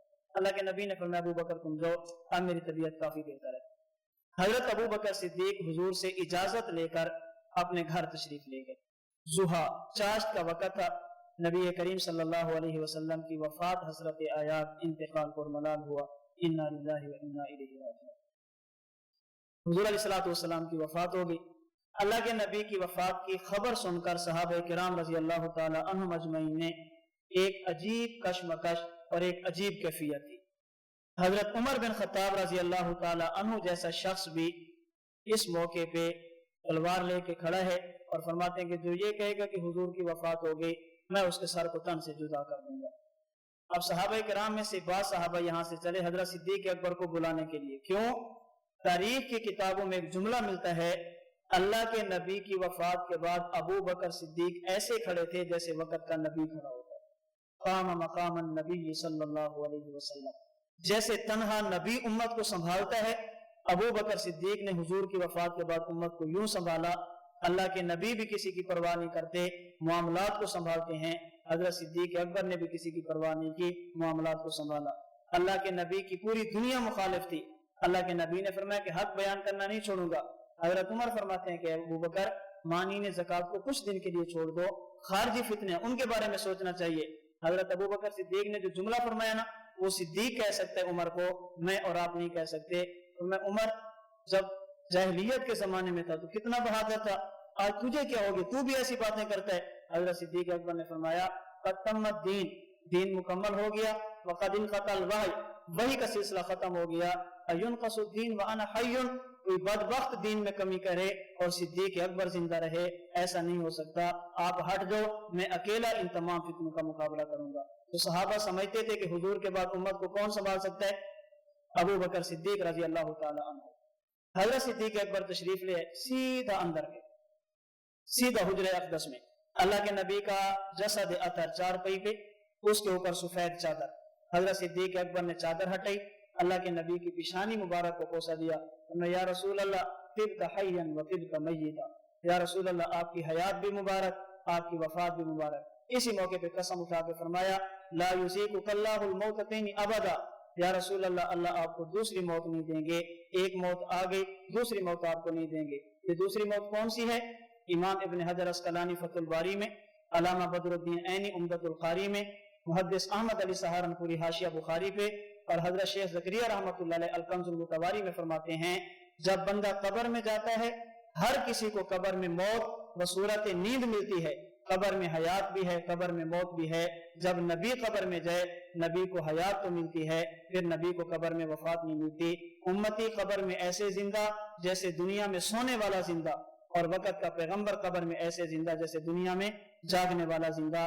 یہ مطلب ہے لا یذیقک اللہ الموتتین ابدا۔ اس سے ایک اور مسئلہ آپ کو سمجھ آ جانا چاہیے۔ حضرت گنگوہی رحمۃ اللہ علیہ سے پوچھا گیا استشفاء عند قبر النبی یہ جائز ہے یا نہیں؟ استشفاء عند القبر، استشفاء کا مطلب کسی قبر پہ جانا اور جا کر کہنا کہ حضرت میرے حق میں دعا فرمائیں۔ ایک یہ ہے کہ قبر والے سے مانگنا، ایک ہے قبر والے سے دعا کرانا۔ یہ قبر والے سے دعا کرانا جائز ہے یا نہیں؟ حضرت گنگوئی فرماتے ہیں استشفاء عند القبر کا جواز عدم جواز موقوف ہے ایک اور مسئلے پر. وہ مسئلہ یہ ہے کہ قبر والا سنتا ہے یا نہیں. اگر قبر والا سنتا ہے تو دعا کرانا جائز ہے, اور اگر قبر والا نہیں سنتا تو دعا کرانا جائز ہے. استشفاء کا جواز عدم جواز موقوف ہے سما عدم سما پہ. اگر سما ہے تو استشفاء ہے, اگر سما نہیں تو استشفاء اگلی بات. قبر والا سنتا ہے یا نہیں, اس میں دور صحابہ کا ایسے اختلاف ہے. بعض صحابہ کہتے ہیں قبر والا سنتا ہے, اور بعض کہتے ہیں قبر والا نہیں سنتا. جب صحابہ کا اختلاف ہے تو جو سما کے قائل ہوں گے وہ استشفاء کے بھی, اور جو سما کے قائل نہیں ہوں گے وہ استشفاء کے بھی. اگلی بات فرمایا کہ قبر والا سنتا ہے یا نہیں, اس میں صحابہ کے دور سے اختلاف ہے اس صورت میں جب قبر والا امتی ہو. اگر قبر والا نبی ہو پھر صحابہ میں سے کسی ایک صحابی کا بھی اختلاف نہیں. حضور کی حیات پر بھی صحابہ کا اتفاق ہے, حضور کے سما پر بھی صحابہ کا اتفاق ہے. تو جب سما اتفاقی ہے, صحابہ کا کوئی اختلاف نہیں ہے, تو استشفاء عند قبر النبی صلی اللہ علیہ وسلم بھی اتفاقی ہوگا, اس میں بھی کسی قسم کا کوئی اختلاف نہیں ہوگا. باقی رہا یہ مسئلہ کہ قبر والا سنتا ہے یا نہیں, دور صحابہ سے اختلاف کیوں ہے امتیوں کے بارے میں, اور نبی کے بارے میں اتفاق کیوں ہے؟ ہم کہتے ہیں اس لیے کہ امتی قبر میں ایسے زندہ جیسے دنیا میں سونے والا زندہ, نم کا نومت العروس, آپ حدیث پڑھ چکے ہیں.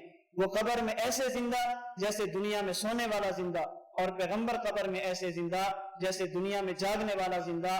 سونے والا سنتا ہے یا نہیں اس میں اختلاف ہو سکتا ہے, لیکن جاگنے والا سنتا ہے یا نہیں اس میں کوئی اختلاف نہیں ہوتا. جاگنے والے کے کان ٹھیک ہوں, سما اتفاقی ہوتا ہے. پیغمبر قبر میں ایسے زندہ جیسے دنیا میں جاگنے والا زندہ, اس لیے نبی کا سما بھی اتفاقی ہے اور پیغمبر کی حیات بھی اتفاقی ہے. باقی مردہ سونے والا سنتا ہے یا نہیں, بعض سونے والے ایسے ہوتے ہیں آپ یوں بھی کریں تو اٹھ جائے گا, ایسے ایسے کر اٹھ جائے گا, اور بعض ایسے ہوتے ہیں کہ ڈھول بھی بجاتے رہے تب بھی نہیں اٹھتے. بعضوں کی نیند اتنی گہری ہوتی ہے کہ کھینچ کے بھی باہر پھینکے شاید تب بھی نہ اٹھیں, اور بعض ایسے ہوتے ہیں کہ تھوڑا سا دروازہ کھٹ کے تب بھی اٹھ جاتے ہیں. تو سونے والے چونکہ دو قسم کے ہوتے ہیں, بعض سن لیتے ہیں بعض نہیں سنتے, اس لیے صحابہ کرام رضی اللہ تعالیٰ عنہ میں ان کے اختلاف تھا. اب سمجھانے کے لیے استاد مثال دیا کرتے ہیں. صحابہ کے اختلاف تھا کہ قبر والا سنتا ہے یا نہیں. جس نے ابو جہل کو دیکھا اس نے کہا نہیں سنتا, جس نے ابو بکر صدیق کو دیکھا اس نے کہا سنتے ہیں. ان کا سما تیز ہے. ابو جہل کا ایسے جیسے دنیا میں جہاز ہوتے ہیں. جہاز دو قسم کے ہوتے ہیں, ایک اوپر چلتا ہے ایک زمین پہ چلتا ہے. سمجھ آ گئی؟ تو خیر فرمایا لا یصیبک اللہ الموت فین ابدا. اس کے بعد حضرت صدیق واپس ہے, باہر ہے, خطبہ دیا من کان منکم یعبد محمدا فان محمدا قد مات. صحابہ نے کہا وفات ہو گئی؟ فرمایا جی ہاں اللہ کے نبی کی وفات ہو گئی. غسل دیں گے؟ فرمایا جی غسل دیں گے. کون دے گا؟ حضرت علی, حضرت عباس, 2-3 بندے ہو, یہ حضور کو غسل دیں گے. اللہ کے نبی کا جنازہ بھی پڑھیں گے؟ یہ صدیق اکبر سے پوچھ رہے ہیں. فرمایا جی جنازہ پڑھیں گے. کیسے؟ فرمایا یکبرون ویدعون ویصلون. جائیں گے اندر, اللہ کے نبی کی چارپائی کو باہر نہیں لیں گے, ہم اندر جائیں گے, تکبیر بھی کہیں گے, اپنے لیے دعا بھی کریں گے, اور صلاۃ و سلام پڑھ کے واپس آ جائیں گے. حضرت امام ابن کثیر رحمۃ اللہ علیہ نے البدایہ والنہایہ میں اس پر یہ بات نقل کی ہے کہ اللہ کے نبی کا جب جنازہ پڑھا گیا, حضرت ابو بکر صدیق, حضرت عمر بن خطاب اور ان کے ساتھ مہاجرین انصار کی ایک جماعت یہ اندر گئے. فقالا السلام علیکم ایھا النبی ورحمۃ اللہ وبرکاتہ. انہوں نے صلاۃ و سلام کی صورت میں اللہ کے نبی کا جنازہ پڑھا, اور حضرت نبی کریم کا جنازہ تمام صحابہ مہاجرین اور انصار نے ادا فرمایا. کوئی ایک صحابی بھی جنازے سے پیچھے نہیں رہا. یہ بات صرف میری اور آپ کی کتابوں میں نہیں, یہی بات اصول کافی میں بھی ہے, یہی بات جلاء العیون میں بھی ہے, اور یہی بات مرآت العقول میں بھی ہے کہ اللہ کے نبی کا جنازہ صلاۃ و سلام کی صورت میں تمام صحابہ نے ادا فرمایا. کہ ایک صحابی بھی ایسا نہیں تھا جو صلاۃ و سلام جو اللہ کے نبی کا جنازہ پڑھا گیا اس میں. اس لیے یہ کہنا کہ یہ جنازہ چھوڑ کے چلے گئے یہ صرف الزام ہے, حقیقت سے اس کا کوئی تعلق نہیں. اچھا جی جنازہ تو ہو جائے گا دفن, فرمایا دفن بھی کریں گے. کہاں پہ؟ فرمایا میں نے اللہ کے نبی کا فرمان سنا, جہاں پہ نبی کی وفات ہوتی ہے اسی جگہ پہ نبی کی تدفین ہوتی ہے. تو امی عائشہ صدیقہ رضی اللہ تعالی عنہا کے حجرے میں اللہ کے نبی کو کیا کریں گے؟ اب غسل کا انتظام بھی ہو گیا. اب حضرت صدیق نے بتا دیا چلو غسل دو اللہ کے نبی کو, جنازے کا بھی بتا دیا, دفن کا بھی بتا دیا. یہ سارا معاملہ چل رہا تھا. ایک شخص آیا, اس نے کہا کہ مدینہ منورہ میں انصار ثقیفہ بنو سیدہ, یہ بنو سیدہ ایک چھپر تھا جہاں پہ بیٹھ کر یہ مشورے کرتے تھے مسلمان. وہاں پہ بیٹھے ہیں اور خلافت کے بارے میں مشورہ ہو رہا ہے کہ خلیفہ کس کو بنے, خلیفہ کس کو بنے. حضرت عمر بن خطاب نے حضرت ابو بکر صدیق، ابو عبیدہ بن جرہ ان سے فرمایا کہ چلو کہیں ایسا نہ ہو کہ خلافت کسی ایسے بندے کے ہاتھ میں آ جائے جو خلافت کا اہل نہ ہو اور مسلمانوں کا نقصان ہو جائے، منافقین کوئی چال نہ چل جائے، وہ کوئی سازش نہ کر دیں۔ اب حضرت ابو بکر صدیق، حضرت عمر، حضرت ابو عبیدہ بن جرہ یہ مہاجرین کبار صحابہ یہاں سے چلے اور ثقیفہ بنو سیدہ میں پہنچے۔ جب وہاں پہ پہنچے، ہاں بھئی خلیفہ کس کو ہونا چاہیے؟ انصار نے کہا کہ ہم نے اللہ کے نبی کے دین کو سنبھالا ہے، ہم نے تمہاری مدد کی ہے، جائیدادوں تک کو تقسیم کی ہے، خلیفہ تو ہم میں سے ہونا چاہیے۔ حضرت صدیق اکبر کھڑے ہوئے۔ حضرت عمر فرماتے ہیں میرا دل کرتا تھا میں اٹھ کے بیان کروں، لیکن حضرت صدیق نے مجھے بٹھایا اور جو بات میں کرنا چاہتا تھا اس سے اچھے انداز میں صدیق اکبر نے فرمایا کہ مہاجرین انصار، مجھے اللہ کے نبی کا فرمان آج بھی یاد ہے۔ اللہ کے نبی نے فرمایا تھا کہ اگر دو وادیاں ہوں، ایک میں لوگ چلیں دوسرے میں انصار چلیں، تو میں انصار کی وادی میں چلوں گا۔ مجھے تمہارے فضائل کا اعتراف ہے، میں تمہارے فضائل کو جانتا بھی ہوں، سمجھتا بھی ہوں، اعتراف بھی کرتا ہوں، لیکن یاد رکھنا مہاجرین اپنے علاوہ کسی کو خلیفہ منتخب نہیں ہونے دیں گے۔ کیوں؟ اللہ کے نبی نے فرمایا تھا الائمۃ من قریش، جو امام اور خلیفہ ہوگا قریشی ہوگا، اس لیے اس معاملے میں تھوڑا سا غور کرو، ہم خلیفہ کس کو بنے اس پہ مشاورت کرو۔ انہوں نے کہا چلیں اس طرح کر لیتے ہیں، منا امیر و منکم امیر، ایک مہاجر ایک انصار، دو بنا لیتے ہیں۔ حضرت صدیق پھر کھڑے ہوئے، فرمایا کہ جس طرح ایک تلوار میں، ایک نیام میں دو تلواریں رکھنا ٹھیک نہیں، ایک اسلامی سلطنت میں دو خلیفے اور دو امیر المومنین بھی ٹھیک نہیں، ایک ہی ہونا چاہیے۔ اچھا اب کس کو رکھیں؟ تو حضرت ابو بکر صدیق رضی اللہ تعالی عنہ نے فرمایا ابو عبیدہ بن جراح اور عمر بن خطاب، ان میں سے جس کا جی چاہے آپ بیعت کر لیں، ان میں سے کسی کی بیعت کر لیں۔ تو حضرت عمر بن خطاب فرماتے ہیں میرے پاؤں کے نیچے سے تو زمین نکل گئی، بھی ابو بکر صدیق موجود ہو میں حاکم بنوں، اس سے بہتر ہے کہ میری گردن اڑا دی جائے، میں حاکم نہیں بننا چاہتا۔ جب یہ بات ہوئی تو مشورہ ہوا، جب مشورہ ہوتا ہے تو عموماً شور ہوتے ہیں۔ ابھی میں آپ سے کہوں کہ تھوڑا سا مشورہ کر لیں، آپ تو نہیں کہتے نا کہ چپ ہو جائیں اتنا شور ہوتا ہے، جب کہیں کہ مشورہ کر لیں شور تو ہوگا نا۔ جب یہ تھوڑا سا شور ہوا، حضرت عمر بن خطاب نے حضرت صدیق سے فرمایا ہاتھ بڑھاؤ، حضرت صدیق اکبر نے ہاتھ بڑھایا، حضرت عمر بن خطاب نے ابو بکر صدیق کے ہاتھ پہ بیعت کی۔ جب صدیق کے ہاتھ پہ بیعت کرنے کی دیر تھی، کوئی ایک انصاری صحابی بھی ایسا نہیں تھا جس نے اس موقع پہ صدیق کی بیعت نہیں کی، تمام نے بیعت کی۔ حضرت سعد کے بارے میں مشہور ہے کہ بیعت نہیں کی تھی، حضرت سعد کے بارے میں انہوں نے مشہور کیا ہوا ہے کہ انہوں نے بیعت نہیں کی تھی، جبکہ حقیقت یہ ہے کہ انہوں نے بھی بیعت کی تھی۔ مسند احمد میں یہ بات موجود ہے، حضرت صدیق اکبر نے جب یہ بات کی نا تو فرمایا دیکھیں اللہ کے نبی مہاجر تھے، تم انصاری تھے، اللہ کے نبی حاکم تھے، تم رعایا تھے، آج بھی مہاجرین میں سے امیر المومنین بنا دو، تم ان کے جانشین اور وزیر بنا دو۔ حضرت سعد کھڑے ہوئے اور میں ابو بکر تم نے بالکل ٹھیک کہا، انتم الامراء ونحن الوزراء، آج کے بعد تم بادشاہ اور تم خلیفے بنو گے اور ہم تمہارے وزیر بنیں گے۔ سیرت حلبیہ میں بھی ہے، اسی طرح تاریخ ابن جریر طبری میں بھی ہے، تاریخ ابن خلدون میں بھی ہے، اور سیرت المصطفیٰ میں حضرت کاندھلوی نے بھی یہی بات نقل فرمائی ہے کہ حضرت سعد رضی اللہ تعالیٰ عنہ نے حضرت ابو بکر صدیق رضی اللہ تعالیٰ عنہ کی بیعت کر لی تھی۔ اب یہاں سے واپس ہے، یہاں پہ انصار مدینہ کے ساتھ معاملہ ہو گیا، مسجد نبوی اللہ کے نبی کی تدفین کے بعد اب مسئلہ کھڑا ہوا بھی مہاجرین سے بیعت لینی ہے۔ حضرت صدیق اکبر رضی اللہ تعالیٰ عنہ کی ابھی تک بھی یہی رہتی کہ امیر المومنین اور خلیفہ کسی اور کو بنانا چاہیے، لیکن حضرت عمر نے فرمایا کہ نہیں، آپ ہی امت کو سنبھالیں، آپ کے علاوہ شاید کوئی بندہ آپ اس امت کو نہ سنبھال سکے۔ مسجد نبوی میں اکٹھے ہوئے، حضرت ابو بکر صدیق نے خطبہ دیا، علی کدھر ہیں؟ فرمایا گھر میں۔ حضرت علی کو بلایا گیا، علی آپ چاہتے ہیں کہ امت میں انتشار ہو؟ فرمایا نہیں ابو بکر صدیق ہاتھ پڑھو، میں بیعت کرنے کے لیے تیار ہوں۔ پہلی فرصت میں علی المرتضیٰ نے حضرت صدیق اکبر کے ہاتھ پہ بیعت کی۔ یہ کہنا کہ حضرت علی المرتضیٰ نے بیعت نہیں کی تھی، مخالفت کی تھی، اس بیعت کو حق نہیں سمجھتے تھے، ہم کہتے ہیں اگر یہ بات ہوتی حضرت فاطمہ الزہرا رضی اللہ تعالی عنہا بیمار ہوئی اور کئی دنوں تک بیمار رہی، جو عورت حضرت فاطمہ کے گھر میں رہ کر ان کی عیادت کرتی، کھانے پینے کا انتظام کرتی، اس عورت کا نام تھا اسماء بنت امیس، جو بیوی تھی ابو بکر صدیق رضی اللہ تعالی عنہ کی۔ جب ان کا انتقال ہوا، جن عورتوں نے حضرت علی المرتضیٰ کی بیوی حضرت فاطمہ کو غسل دیا، ان میں ایک عورت ابو بکر صدیق کی بیوی بھی تھی۔ یہ جو تم کہتے ہو نا وصیت، حضرت فاطمہ نے وصیت کی تھی کہ میرا جنازہ رات کو اٹھانا تاکہ کسی غیر محرم کی نگاہ بھی میری چارپائی پہ نہ پڑے، یہ وصیت حضرت حسن اور حسین تک پہنچانے والی ابو بکر صدیق کی بیوی تھی۔ जब जनाजे की बारी आई, हजरत अबू बकर सिद्दीक का बाजू पकड़कर हजरत फातिमा के जनाजे पे खड़ा किया अली मुर्तजा ने। फरमाया कि अली, हजरत अबू बकर सिद्दीक से फरमाया, जिस तरह आपके होते हुए नमाज का कोई इमाम नहीं बन सकता, आपके होते हुए जनाजे का इमाम भी कोई नहीं बन सकता, हमारी नमाजों के इमाम भी आप होंगे, हमारे जनाजे के इमाम भी आप होंगे। अगर मुखालफत होती तो ये बातें मुखालफत में नहीं की जाती।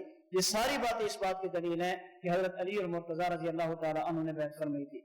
हाँ, एक जुमला मिलता है बाज़ किताबों में कि अबू बकर सिद्दीक ने जब बुलाया तो हजरत अली ने फरमाया कि अबू बकर, हमें कोई और गिला नहीं है, मा गज़िबना इल्ला उखिरना अनिल मशवरा, हमें ये दुख है कि हमें मशवरा में शरीक क्यों नहीं किया गया।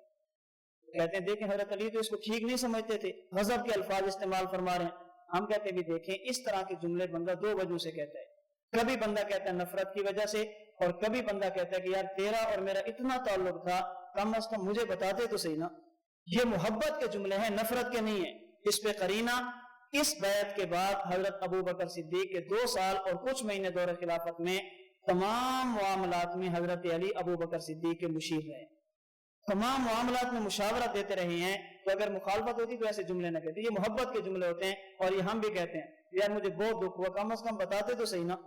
ये बंदा कब कहते, जब इंतहाई गहरा ताल्लुक हो, मोहब्बत बहुत ज्यादा हो। तो हजरत अबू बकर सिद्दीक रजी अल्लाह तआला अन्हु की यहाँ तक भी बैत होगी। अब सहाबा किराम ने सकीफा बनु सैदा में भी बैत की, सहाबा किराम रजी अल्लाह अन्हुम अजमईन ने मस्जिद नबवी में भी बैत की। अली और मुर्तजा और सहाबा की इजमाई बैत के बाद मेरे ख्याल में इस मौजू पर बात करने की जरूरत नहीं कि खिलाफत का हकदार कौन था। जब सहाबा ने इजमाई बैत कर ली है तो अब जरूरत बाकी रहती है। जब सहाबा ने इत्तेफाकी तौर पर अबू बकर सिद्दीक को खिलाफत के लिए मुकर्रर कर लिया, अब जरूरत बाकी रहती है कि हम पूछें भी खिलाफत का हकदार कौन था। जब अली और मुर्तजा जैसा बंदा अबू बकर सिद्दीक के हाथ पे बैठ कर ले, अब जरूरत तो नहीं है कि हम इस बात पे भी दलाइल दें कि खिलाफत का हकदार कौन है। लेकिन चूंकि मजबूरी ये है कि लोग इस मौजू को भी उछालते हैं और कहते हैं फुला हकदार था, फुला था, इन्होंने गसब किया, इन्होंने जुल्म किया, इसलिए हम कहते हैं कुरान और हदीस की रोशनी में ये भी देख देते हैं कि खिलाफत का हकदार कौन था। इस पर भी चंद समाप्त करना। नंबर 1, अल्लाह रब्बुल इज्जत ने जब कुरान करीम में खिलाफत का वादा किया तो फरमाया वाद अल्लाहुल्लज़ीना आमनू मिनकुम व अमिलुस सालिहात। अल्लाह रब्बुल इज्जत ने जब खिलाफत का वादा किया तो क्या फरमाया, खिलाफत किन को दूंगा, आमनू, नंबर 2 अमिलुस सालिहात, उनको जो ईमान ला चुके हैं और उनको जो अमल साले कर चुके हैं। खुलफाए राशिदीन में से, खुलफाए अरबा में से अबू बकर सिद्दीक ईमान में भी मुकद्दम है, अमल साले में भी मुकद्दम है। तो जिन जो 2 चीजों पर अल्लाह ने खिलाफत की बुनियाद रखी, ईमान और अमल साले, उनमें पहला नंबर किसका है, अबू बकर सिद्दीक का। ईमान की बात की जाए, अल्लाह के रसूल सल्लल्लाहु अलैहि वसल्लम इरशाद फरमाते, सही बुखारी में है, इन्नल्लाह बासनी फीकुम, अल्लाह ने मुझे तुम्हारे अंदर नबी बना के भेजा। फकुलतु कज़्ज़बता, तुमने कहा कि आप झूठ बोलते हैं। और अबू बकर सिद्दीक ने फरमाया सदक़ता या रसूल अल्लाह, आप सच फरमाते हैं। पूरी दुनिया मेरी तकज़ीब कर रही थी और अबू बकर सिद्दीक मेरी सदाकत का ऐलान फरमा रहे थे। अल्लाह के नबी ने जब ऐलान नबूवत फरमाया, 4 बंदों ने सबसे पहले कलमा पढ़ा, सैयदा खदीजतुल कुबरा, सैयदना अबू बकर सिद्दीक, सैयदना ज़ैद बिन हारिसा, सैयदना अली मुर्तजा रज़ी अल्लाहु अन्हुम अजमईन। खदीजतुल कुबरा ने कलमा पढ़ा, हम मानते हैं, लेकिन बीवी थी, घर का फर्द थी। अली और मुर्तजा ने कलमा पढ़ा लेकिन घर के फर्द थे और बच्चे थे, अल्लाह के नबी की परवरिश में थे। सैयदना ज़ैद बिन हारिसा ने कलमा पढ़ा, हम मानते हैं, लेकिन गुलाम थे, आजाद करदा और मुतबन्ना थे, अल्लाह के नबी के मुंह बोले बेटे थे। पूरी दुनिया जब अल्लाह के नबी की मुखालफत कर रही थी, आजाद, खुद मुख्तार, ताजिर, दुनियादार, एक ही शख्स था जिसने सबसे पहले अल्लाह के नबी का कलमा पढ़ा, जिसकी उम्र 38 साल थी, 38 साल, और वो एक ही बंदा था जिसका नाम था अबू बकर सिद्दीक रज़ी अल्लाह तआला अन्हु। तो खुद मुख्तारी और आजादी के साथ सबसे पहले कलमा किसने पढ़ा, अल्लाह के नबी ने। और सही बुखारी में हुजूर अलैहिस्सलातु वस्सलाम ने जहां पे अपने ईमान की बात की है तो ईमान अबू बकर सिद्दीक की बात भी साथ की है। सफ़ा 312 पे भी है, सफ़ा 517 पे भी है, पहली जिल्द। अल्लाह के नबी ने फरमाया आमनतु बिही अना व अबू बकर व उमर, इस बात को मैं भी मानता हूँ, इस बात को अबू बकर भी मानता है, इस बात को उमर भी मानता है। अल्लाह के नबी ने जहां पे अपने ईमान की बात की है तो अबू बकर सिद्दीक के ईमान की बात है। और अल्लाह का नबी किसी के ईमान की गवाही दे, ये बगैर वही के नहीं हो सकता। हजरत अबू बकर सिद्दीक के ईमान की गवाही अल्लाह के रसूल ने दी, इसका मतलब यह कि वही के जरिए आपका ईमान क्या हो चुका था, मालूम हो चुका था। नंबर 2 अमिलुस सालिहात, अमल साले को देखा जाए تو حضرت ابو بکر صدیق رضی اللہ تعالیٰ عنہ اس عمل میں بھی مقدم تھے۔ نمبر 3، اللہ رب العزت نے آیت تمکین میں جب خلافت کی بات کی تو فرمایا الذین اخرجوا من دیارہم بغیر حق، خلافت اللہ اس لیے دیں گے کہ یہ کیا ہیں؟ ہجرت کرنے والے ہیں، ان کی ہجرت مدینہ منورہ کی طرف ہے، تو جس کی ہجرت زیادہ سخت ہوگی، جس کی ہجرت زیادہ خطرناک ہوگی اور جس کی ہجرت اللہ کے رسول کے ساتھ ہوگی اس کا خلافت میں بھی، تو سب سے پہلے اللہ کے نبی کو لے کر مدینہ منورہ کی طرف جانے والا، اللہ کے نبی کے ساتھ ہجرت کرنے والے وہ ایک ہی بندہ تھا جس کا نام کیا تھا؟ ابو بکر صدیق رضی اللہ تعالیٰ عنہ۔ بلکہ اس موقع پہ ابو جہل نے اعلان کیا تھا جو محمد کو قتل کرے گا 100 اونٹ دوں گا، اور ابو بکر صدیق کو قتل کرے گا تب بھی 100 اونٹ دوں گا۔ اللہ کے نبی کے بارے میں بتائے گا 100 اونٹ دوں گا، ابو بکر صدیق کے بارے میں بتائے گا تب بھی 100 اونٹ دوں گا۔ جتنی سر کی قیمت اللہ کے نبی کی لگی ہے اتنی سر کی قیمت ابو بکر صدیق کی بھی لگی ہے۔ ابو جہل بھی سمجھتا تھا کہ اللہ کے نبی کے بعد نمبر کس کا ہے، یہ بات وہ ابو جہل بھی سمجھتا تھا کہ حضور کے بعد نمبر اسی کا ہے، اس لیے جو قیمت ان کی لگئی وہی قیمت حضرت ابو بکر صدیق رضی اللہ تعالی عنہ کی لگئی ہے۔ نمبر 4، اگر خلافت کی بنیاد علم ہو، آپ کہتے ہیں خلافت کے حقدار علی المرتضی ہیں، کیوں؟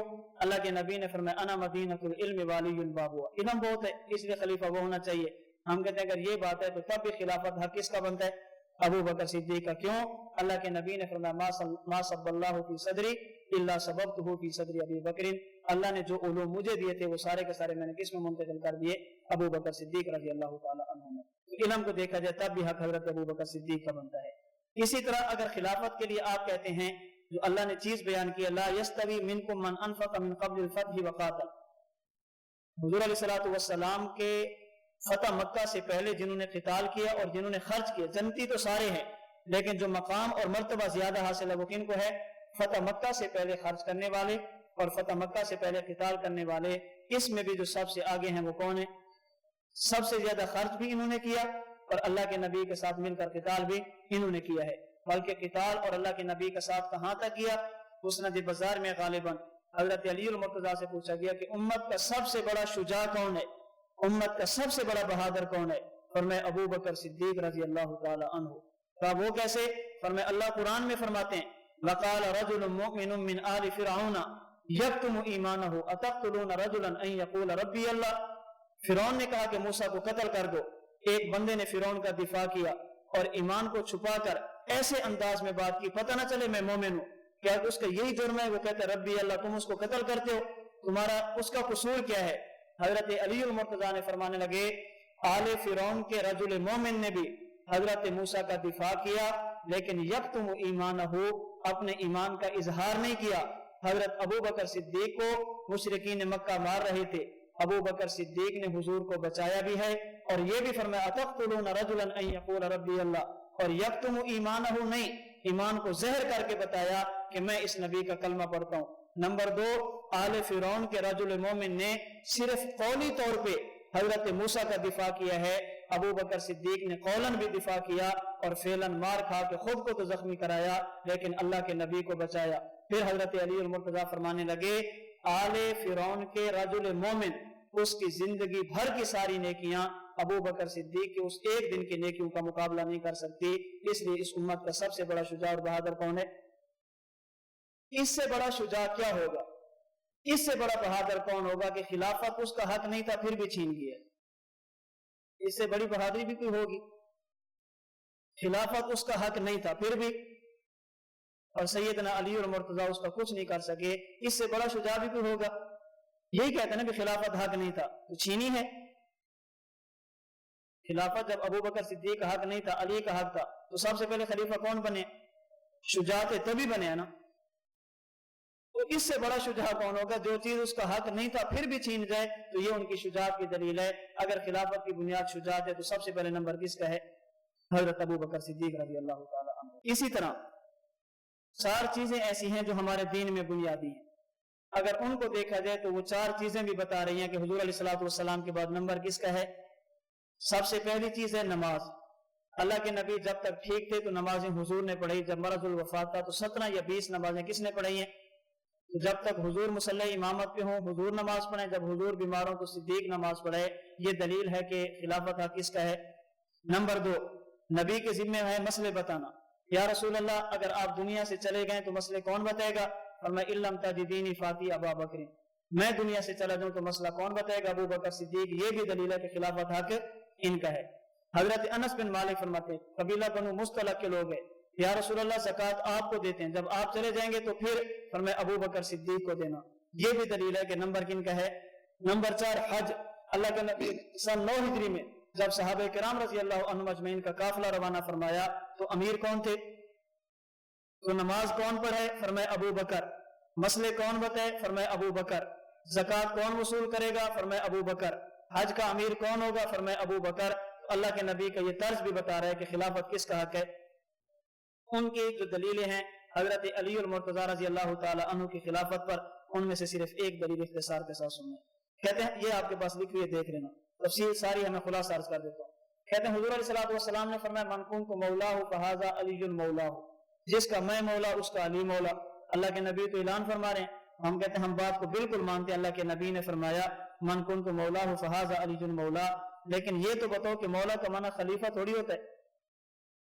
मौला का माना ये तो नहीं है कि मेरा खलीफा बिला फजल होगा। मौला के तो कई मानी है। मौला का माना दोस्त है, मौला का माना महबूब है, मौला का माना आजाद करदा गुलाम है, मौला का माना आजाद करने वाला गुलाम बंदा है। ये सारे मानी है, उनमें से एक माना भी खलीफा बिला फजल का नहीं है। नंबर 2, हुजूर अलैहिस्सलातु वस्सलाम ने ये बात कहाँ पे इरशाद फरमाई? अल्लाह के नबी ने हज्जतुल विदा किया, हुजूर अलैहिस्सलातु वस्सलाम के सहाबा सारे जमा थे। वहां से जब अल्लाह के नबी वापस आए तो मक्का मुकरमा वाले मक्का मुकरमा में, मदीना मुनव्वरा के भी कुछ लोग अपने रिश्तेदारों के पास रुक गए, बसरा वाले बसरा में, कूफा वाले कूफा में, शाम वाले शाम में, सहाबा चले गए। अल्लाह के नबी चंद सहाबा को लेकर मदीना मुनव्वरा की तरफ, मक्का मुकरमा से कुछ फासले पे कुआं, इसे गदीर खुम कहते हैं, अल्लाह के नबी ने वहां पे आराम किया, वहां पे पड़ाव डाला, वहां पे क़ियाम किया।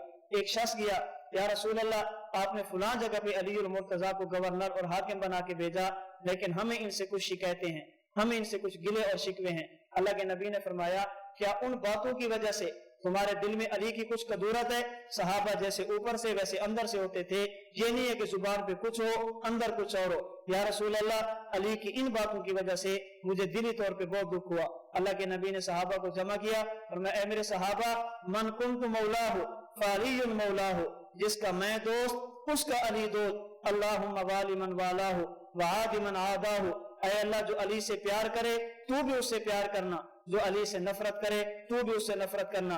फिर अल्लाह के नबी ने जो रंजिशें थी, जो उनके तहफ़्फ़ुज़ात थे, उनको दूर किया। साहबी फरमाते हैं, जब अल्लाह के नबी ने ये फरमाया तो सबसे ज्यादा मेरे दिल में मोहब्बत अली उल मुर्तज़ा शेर खुदा रज़ी अल्लाह ताला अन्हु की थी। हम कहते ये सारी बात अगर ज़हन में हो, अगर इससे मुराद अल्लाह के नबी हज़रत सिद्दीक अली और मुर्तज़ा की खिलाफत बताना चाहते तो उस जगह पे बताते जहां पे सारे सहाबा जमा थे और वह मक्का मुकरमा था। यहाँ पे चंद सहाबा में न बताते, वहां पे छोड़कर यहाँ पे बताना इस बात की दलील है इस हदीस पाक का ताल्लुक मोहब्बत अली से है, इस हदीस पाक का ताल्लुक खिलाफत अली से हरगिज नहीं है। हम भी कहते हैं अली से प्यार करना मोमिन की निशानी है, अली से नफरत करना मुनाफिक का काम है। हम जिस तरह सिद्दीक अकबर से प्यार करते हैं उसी तरह अली उल मुर्तज़ा से प्यार करते हैं, लेकिन प्यार का माना ये नहीं कि खिलाफत की तरतीब बदल दें। कुरान करीम की आयात के इशारे, अल्लाह के नबी के फरामीन, सहाबे किराम का इजमा, अली उल मुर्तज़ा रज़ी अल्लाह अन्हु का तर्ज अमल हमें ये दर्श देता है अल्लाह के नबी के बाद खिलाफत का पहला नंबर अबू बकर सिद्दीक, उनके बाद दूसरा नंबर उमर बिन खत्ताब, उनके बाद तीसरा नंबर हजरत उस्मान बिन अफ़्फ़ान, उनके बाद चौथा नंबर सैयदना अली उल मुर्तज़ा रज़ी अल्लाह ताला अन्हु। इसलिए कुरान करीम, हदीस पाक और बुजुर्गों के अक़वाल की रोशनी में हम नारा एक ही लगाते हैं, खिलाफत राशिदा। और सबसे पहले खलीफा कौन है? तो ये बड़े इख्तिसार के साथ मैंने मसला खिलाफत के बारे में कुछ बातें आपके सामने रखी हैं। उम्मीद है कि आपके ज़हन में कुछ न कुछ आ गई होंगी। अल्लाह रब्बुल इज़्ज़त हमें अपने अक़ायद नज़रिया समझने की तौफ़ीक़ अता फरमाए। ला इलाहा इल्लल्लाह, ला इलाहा इल्लल्लाह, ला इलाहा इल्लल्लाह, मा लना रब्बुन सिवा।